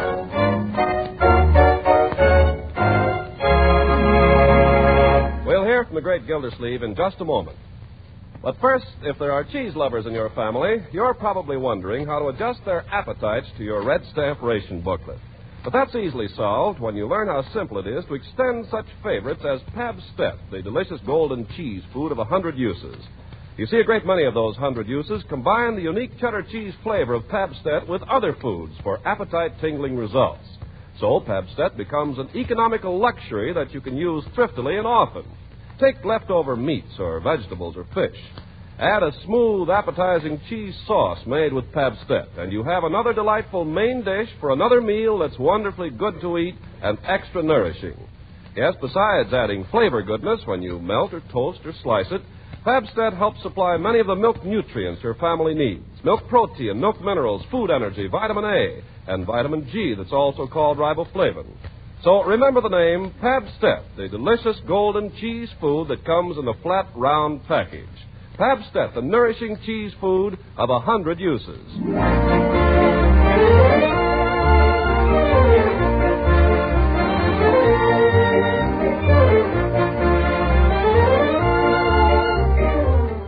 Now on to Summerfield and the Great Gildersleeve. It's spring in Summerfield. Lovely, lovely spring. You can feel it in the first warm rays of the sun slanting across the backyard. You can hear it in the excitement of the birds twittering in the maples and the lazy clop-clop of the milkman's horse coming up the street. You can see it everywhere. Spring does something to people, and spring has done something to Throckmorton P. Gildersleeve. For early in the morning, hours before he's due at the office, even before Bertie is astir in the kitchen, Summerfield's foremost slug-a-bed is up and dressed and out of doors. He stands now on the back stoop, barefoot, with a shoe in each hand, and dabbles a toe in the dewy grass. It's cold. Well, anyway, here goes. It tickles. Why, Uncle Mort! Oh, good morning, Marjorie. You startled me. I thought I was alone. What are you doing up so early? Well, it was such a fine morning. And what in the world are you doing with your shoes off? Oh, those. Well, I suppose it's silly, my dear, but I've always had a sneaking desire to go barefoot in the dew. You know, so have I. How is it? Cold. Don't try it. I think I'll put my shoes back on before I catch my death. Yes, you better. And, Marjorie. Yes? You don't have to say anything about this to anybody. You know, people might not understand. Don't worry, Uncle Mort. I understand. My favorite niece. Now, how am I going to get my feet dry? Isn't it a glorious morning, Uncle Mort? Yes, it is. It's glorious. I love spring. I love to see things growing. This darn grass gets between your toes. It all feels so warm and friendly. Seems somehow as if the whole world were in love. Well, there's one shoe on. What were you saying, my dear? Nothing. Uncle Mort, what's it like being in love? Being in love? Yes. I think I know, but tell me. Well, it's a little like an attack of chills and fever. Only nicer. Where's my other shoe? Oh, I have it. Marjorie, look. Look there. What? By the hedge there, sticking out of the leaf. Why, it's a crocus. Yeah, the first crocus of spring. Look at that little thing peeping up at us down there. Oh, Uncle Mort, now it's really spring. Yeah, isn't that cute? Oh, don't pick it. Why not? But why? It looks so sweet there. I know a place where it's going to look sweeter. Oh, Uncle Mort. Yeah. There you are, little crocus. I know somebody you're going to make a big hit with. Well, you better put it in water right away, Uncle Mort. They don't last long when you pick them. Then I'll run over there with it right now. But, Uncle Mort, do you think Mrs. Ransom would want to see you so early in the morning? Why, of course. She'd be glad to see me any time. But before breakfast? On an empty stomach? Huh? Well, I'll only be a minute, my dear. I'll only be a minute.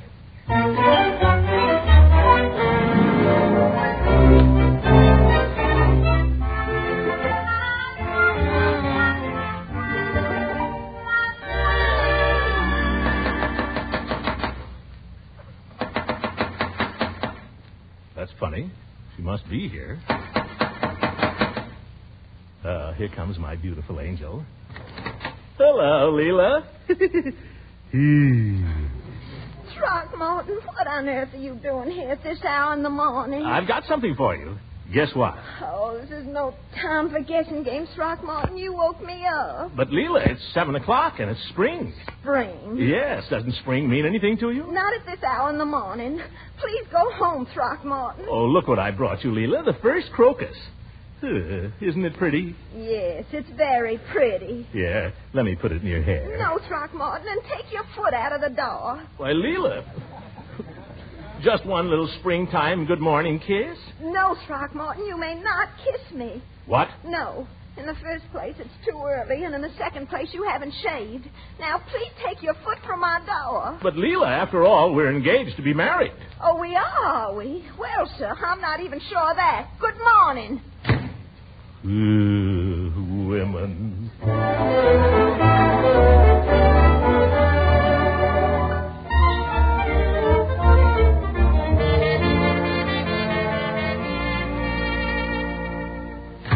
Is that you, Uncle Mort? Yes, my dear, it's me. Come on in. We have company for breakfast. Company?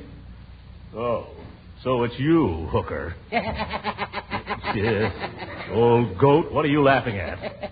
You look so darn silly with that crocus in your hand. Crocus? Oh, yes. I just picked it out in the garden. That's funny. When I came past Leela Ransom's house a moment ago, I could have sworn that you were trying to give that crocus away. No, see here, hooker. I didn't invite you here to breakfast. What are you doing hanging around this neighborhood anyhow at this hour of the morning? Well, I came to weed my victory garden. Oh, yeah. With that victory garden in the lot next door, I can see we'll get plenty of drop-in trade. Have some breakfast, Uncle Mort. Maybe it'll cheer you up. I'll try it. Bertie. Yes, Mr. Gildersleeve. Morning, sis. Good morning. Put this crocus in water, please, and then bring me 2 3-minute eggs, half a grapefruit, and plenty of toast and coffee. Yes, sir. Oh, Bertie. Yes, Judge? Seeing as how it's such a nice day, you can give Mr. Gildersleeve a few of those little sausages that I brought over here. Yes, sir. Did you say sausages, Judge? That's right, Gildy. Well, now, that was mighty friendly of you, although I hate to admit it. Yep. I defended a farmer who makes his own sausage yesterday, and I took my whole fee out in trade. I wonder if I could get him to pay his water bill in potatoes. Goodness, here comes Superman. Who? Hi, sis. Hi, Uncle. Good morning, Judge. Hello, Leroy. Morning, Leroy. Leroy, stick in your shirt tail. Oh, it was okay when I started downstairs. Here's your orange juice, Mr. Gildersleeve. Thank you, Bertie. Oh, Leroy. Good morning, Bertie. Don't soft soap me. Was you in my cake box last night? I know, Bertie. Now, Leroy? No, honest, I wasn't. Oh, Leroy, nobody's going to hang you. Why don't you own up? Oh, because I never touched the darn cake. Wait a minute. What is all this? It's a case of the people versus Leroy, Throckmorton. The charge is larceny of a piece of cake. Oh, cake? Bertie, it's just possible I took a piece of cake last night. You say it's possible, Mr. Gildersleeve? Yes. That's good enough for me. Case dismissed. Hang the jury in habeas corpus. Bertie, you could very easily become a lawyer. Don't go putting ideas into her head, Judge. She's a good cook. Get those sausages, will you, Bertie? I can smell them from here, and they're ready. Yeah, Mr. Gildersleeve, you're right. Them sausages is recess 0 hour. Yeah. Then bring them on. A plate of sausages, a nice 2-hour nap, and I'll be ready to go to the office.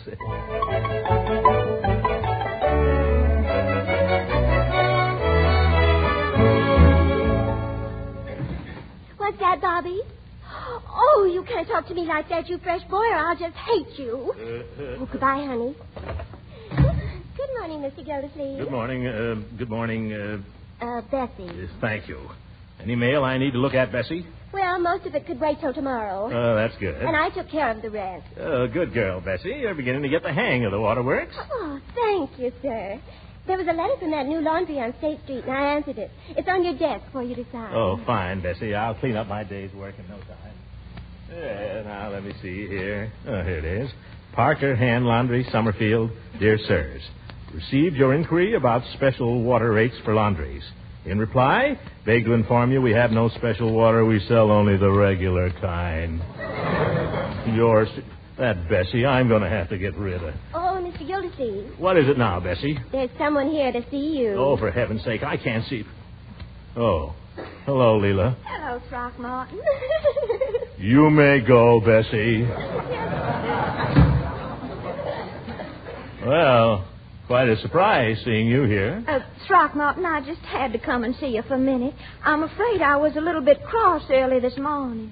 You hurt my feelings, Leela. Well, I'm sorry, Throckmorton, but you have to understand that no woman likes to be seen early in the morning when she's not exactly at her best. Tell me, how do you like my new dress? Leela, what did you mean this morning when you said you weren't sure we were engaged? Well, I didn't mean it just the way it sounded, but sometimes I think you take me too much for granted. Well, I always thought if you're engaged, why, you're engaged, that's all. There you go, Throckmorton, taking things for granted. But I... You think being engaged is just sitting around holding hands and kissing and such. You mean there's more to it?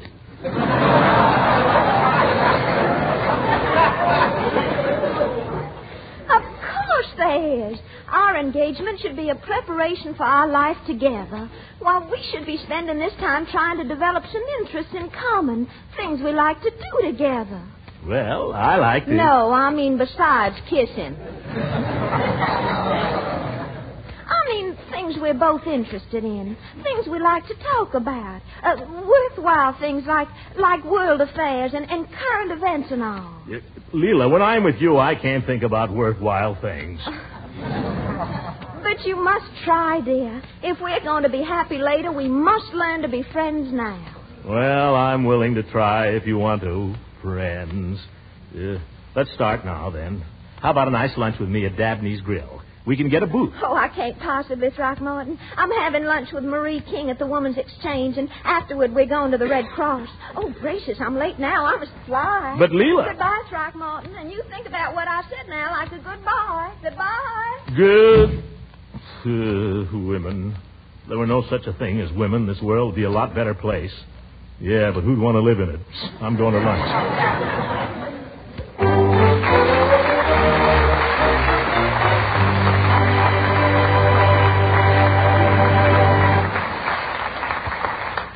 The Great Gildersleeve will be with us again in a few seconds. Meanwhile, let me suggest a really practical way to add extra nourishment and extra flavor to everyday meals. Dozens of ordinary dishes turn into very special treats when you add the delicious flavor of Pabstet, the nourishing cheese food of 100 uses. For example, use Pabstet in making a macaroni casserole and see how good tasting this economical dish can be with that grand cheddar cheese flavor baked in. Or melt Pabstet into a smooth cheese sauce and see how it transforms leftovers of meat or fish into exciting main dishes for the next meal and makes even the plainest of vegetables wonderfully appetizing. Pabstet slices perfectly, too. With fruit or pie or just by itself, it tops off wartime meals with a grand touch of cheese goodness. Yes, for real flavor and for some of the vitamins and minerals your family needs, ask your dealer for Pabstet. He may not always have it on hand because so much of the nation's dairy foods are going to war that supplies sometimes run low. But watch for economical Pabstet. Buy it when you can. Pabstet, the delicious cheese food of 100 uses.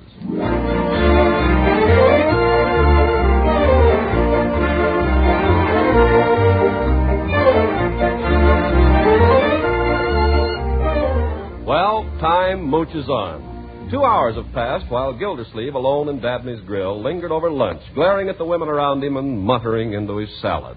And now, reluctant to get back to work, he's thought up an excuse to go out to the reservoir and confer with the superintendent. I hardly need to tell you that on a spring day, there isn't a pleasanter place in Summerfield than the reservoir. Cooler here. Charlie! Uncle Charlie! Might be in the pumping station. Charlie! It's Charlie Anderson. Not here. Well, it's a nice day. I'll just lie down here in the shade till he turns up. Spring. Spring, spring, you lovely thing. Bees and birds are on the wing. Listen to the way they sing. Ting-a-ling-a-ling-a-ling. Well, not bad. No, Mr. Gildersleeve, that's pretty good. Yeah. Peavy, where did you come from? I didn't hear you. Well, I learned to walk Indian fashion as a boy. See, one foot in front of the other.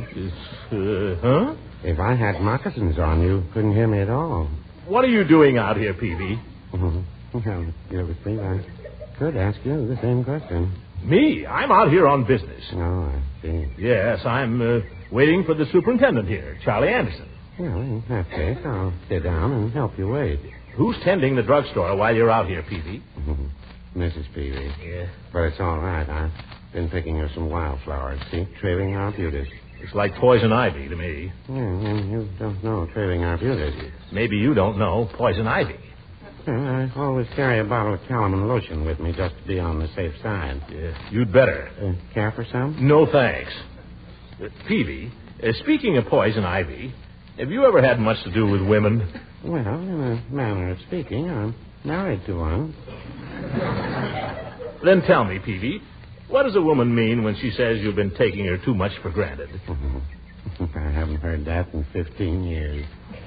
Well, what does it mean? Well, it usually means that she's been reading a book. Oh. I'll never forget the year that Mrs. Peavy subscribed to the Ladies' Home Companion. No peace that year. Well, what'd you do? I let the subscription run out. Hey, you!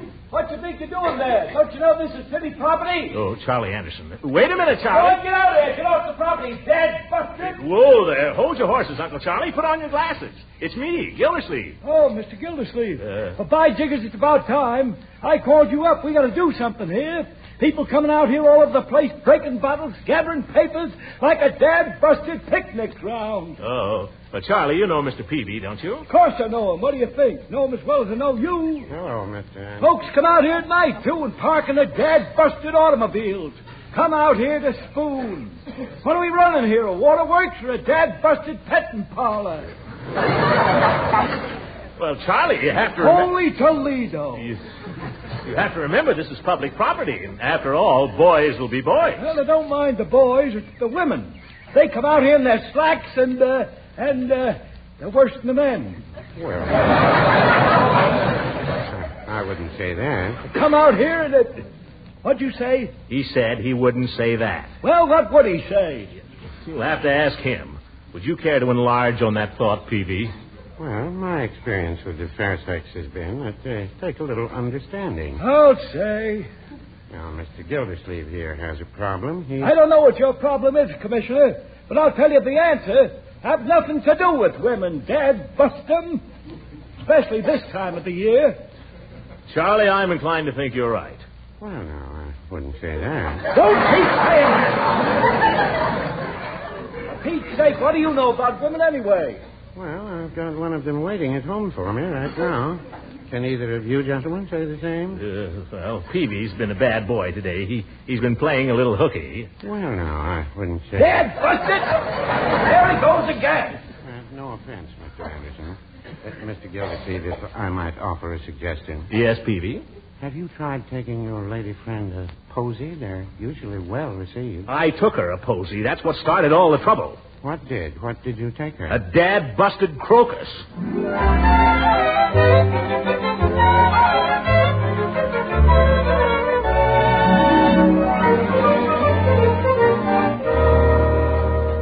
Mr. Gildersleeve, is it all right if I clear away the dishes now? Yes, we're finished, Bertie. And that was a fine dinner. Well, it should have been, Mr. Gildersleeve. It was pretty expensive. Oh, really, Bertie? What did it cost? 18 red points, 16 blue points, $2 in cash, and a coffee stamp. Well, Leroy, go get me a cigar, will you, in the den? Okay, I'll... And stick your shirt tail in. Is that out again? Well, Marjorie, I suppose Ben will be coming over this evening. How did you guess? You going over to Mrs. Ransom's? Well, I don't know, my dear. I'm not sure I want to. Why, what's wrong? Oh, nothing really. I told you this morning not to go rushing over there at the crack of dawn. Well, she wants me to talk about foreign affairs or something. I don't know what she wants. Worthwhile conversation and all that kind of stuff. Well, why don't you do it? Me talk about foreign affairs? Well, you wouldn't have to talk about them very long. Huh? I don't understand. You will. You just try it. Take a cigar, Unc. I bit the end off for you. Oh, perhaps you'll be good enough to smoke it for me. Yeah, sure. You got a light? Yep. I'm fooling. Give it to me. Hey, Unc, have you got a minute? What do you mean, have I got a minute? Well, I'd like to discuss something with you. All right, my boy, let's discuss it. Privately, I'd like to discuss it with you alone. What's this all about? I don't know. Will you excuse us, my dear? Just step into the den here, Leroy. Thanks, Unc. Now, what's on your mind, young man? Could I have 53 cents to go to the movies? I thought movies cost 35 cents. Well, you see, I'm going with Piggy. We're each going to buy our own tickets. That's 35. Yes? And then we're each going to pay for half of the other ticket. What other ticket? Well, we have to have another ticket. Why? Well, we're taking somebody. Who? Who are you taking who can't pay for his own ticket? Well, we're taking a girl. A girl, huh? Yeah, Janie Owen. You too, Leroy. Well, I suppose it was bound to come. Here's $1. Maybe she likes sodas. Ah, thanks, Unc. Gee, you're swell. Unc, one more thing. Now what? Don't say anything about this to Marge. Marge? Why not? Because I'd just die if she found out, Unc. Honest, I'd just die. All right, my boy. I won't say anything to your sister. Thanks. Well, I gotta go. Leroy. I know. Stick my shirt tail in. Hiya, Ben. When did you blow in? So long, Marge. So long, buddy. Well, he was in a hurry. Evening, Mr. Gildersleeve. Oh, hello, Ben. Won't you take the sofa? Oh, no. Sit still, you two. Sit still. I can sit over here if I want to. We were going out anyway, weren't we, Ben? Huh? Oh, sure. Anything you say, Marge. We thought maybe we'd go to the movies or something. Yeah, we just thought we'd go to the movies. Now, don't let me drive you out of here. I'll go into my den or someplace. Oh, now, we don't want you to do that, Mr. Gildersleeve. Ben. Stick around. We weren't going to do anything. Well, I may go out. I haven't decided. Don't let me get in your way. Oh, you wouldn't. Ben, let Uncle Mort do what he wants. If he wants to go in his den, let him go in his den. If he wants to go out, let him go out. All right, my dear. I'll go.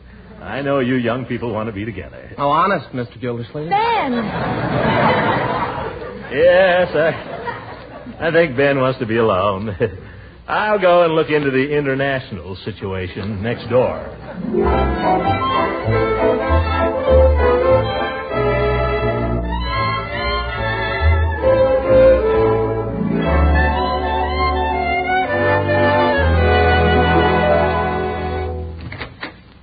Hello, Leela. Oh, hello, Throckmorton. I was hoping you might come over. You were? Yes. Come into the parlor, won't you? All right.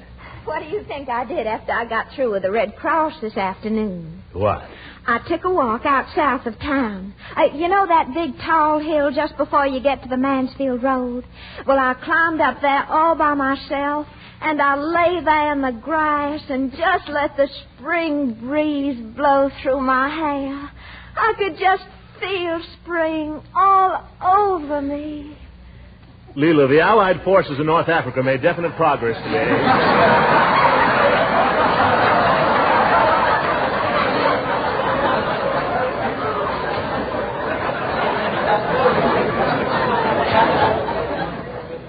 Oh, really, honey? Yes. You know what I think? What, Throckmorton? Well, this is just my personal analysis, of course. But after the Allies take Africa, I wouldn't be surprised if they'd use it as a base to attack Europe. Throckmorton, you're so clever when you want to be. Now, I just would never think of anything like that, but of course you men are all so military. Yeah. Leela, I'm thinking of joining the Book of the Month Club. I imagine it would be very worthwhile. Oh, I'm sure it will. All my cousins used to belong back home, and they just loved it. I used to wish I had the time to read all those books. They come pretty often, you know. Every month? Mm. Sit down here beside me, honey. All right. Did you hear the symphony concert on the radio this evening? Oh, I missed it. What did they play? Something by Beethoven. You know, Ludwig Beethoven, the well-known composer. Oh, yes. I just adore his symphonies, especially the Moonlight Sonata. I thought that was a piano piece. Oh, well, it's been arranged for the piano. Would you like me to play it for you? Oh, you know I love to hear you play, Leela. Strange I should think of the Moonlight Sonata when there's such a lovely moon outside, isn't it? Yeah. Huh? Yeah. You're sure you want me to play? Oh, please play. Yeah. Beethoven was certainly a fine composer. Wasn't he, though? Very classical. What does moonlight make you think of, Throckmorton? Lots of things. Throckmorton, do you like this song?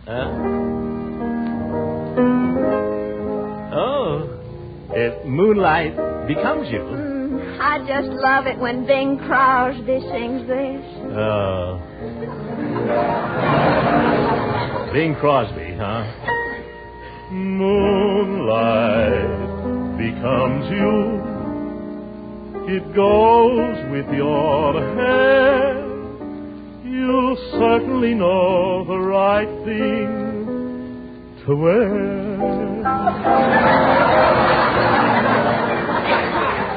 Moonlight becomes you. I'm thrilled at the sight, and I could get so romantic tonight. You're all dressed up to go dreaming. Now don't tell me I'm wrong. And what a night to go dreaming. Mind if I tag along? If I say I love you, I want you to know it's not just because there's moonlight, although moonlight becomes you so.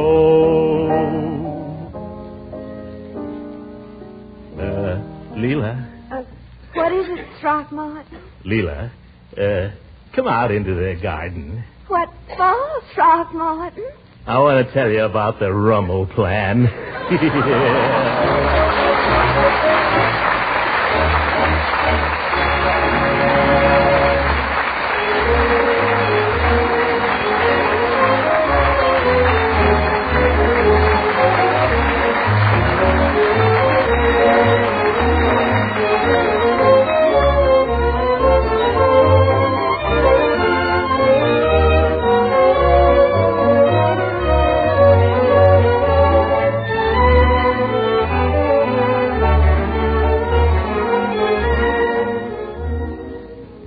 Well, Leroy, did you and Piggy have a good time at the movies with your girl? No, not very. Yeah. What's the matter? Wasn't the picture any good? Nah, just a lot of mushy stuff. Besides, after 2 hours, I found I'd been holding hands with Piggy. Yeah. Good night, everybody. Good night.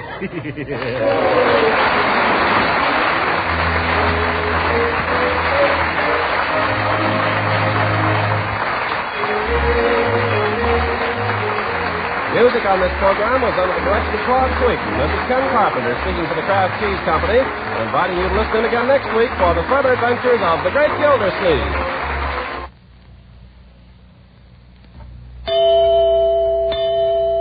These days, the old saying, a penny saved is a penny earned, has a running mate. A point saved is a point earned. Stretching ration stamps has become just as important as saving dollars. And one of the best ways you homemakers can do both is to buy quality foods like Parquet margarine that are good tasting and nutritious and tops for many uses. Parquet margarine has a delicious, satisfying flavor that makes it just about perfect as a spread for bread. It's a wonderful seasoning for hot vegetables. And when it comes to baking, you can depend on Parquet because it is a real flavor shortening. You like it for pan frying, too. It doesn't spatter or stick to the pan. Every economical package of Parquet margarine helps supply the energy and vitamins your family needs. Is one of the best energy foods you can serve, and every pound contains 9,000 units of vitamin A. Now, if you can't buy Parquet the first time you try, it's because of wartime shortages. But Kraft is doing everything possible to keep dealers supplied and should be able to get it soon. Ask for Parquet, P-A-R-K-A-Y, Parquet margarine made by Kraft. This program reached you from Hollywood. This is the National Broadcasting Company.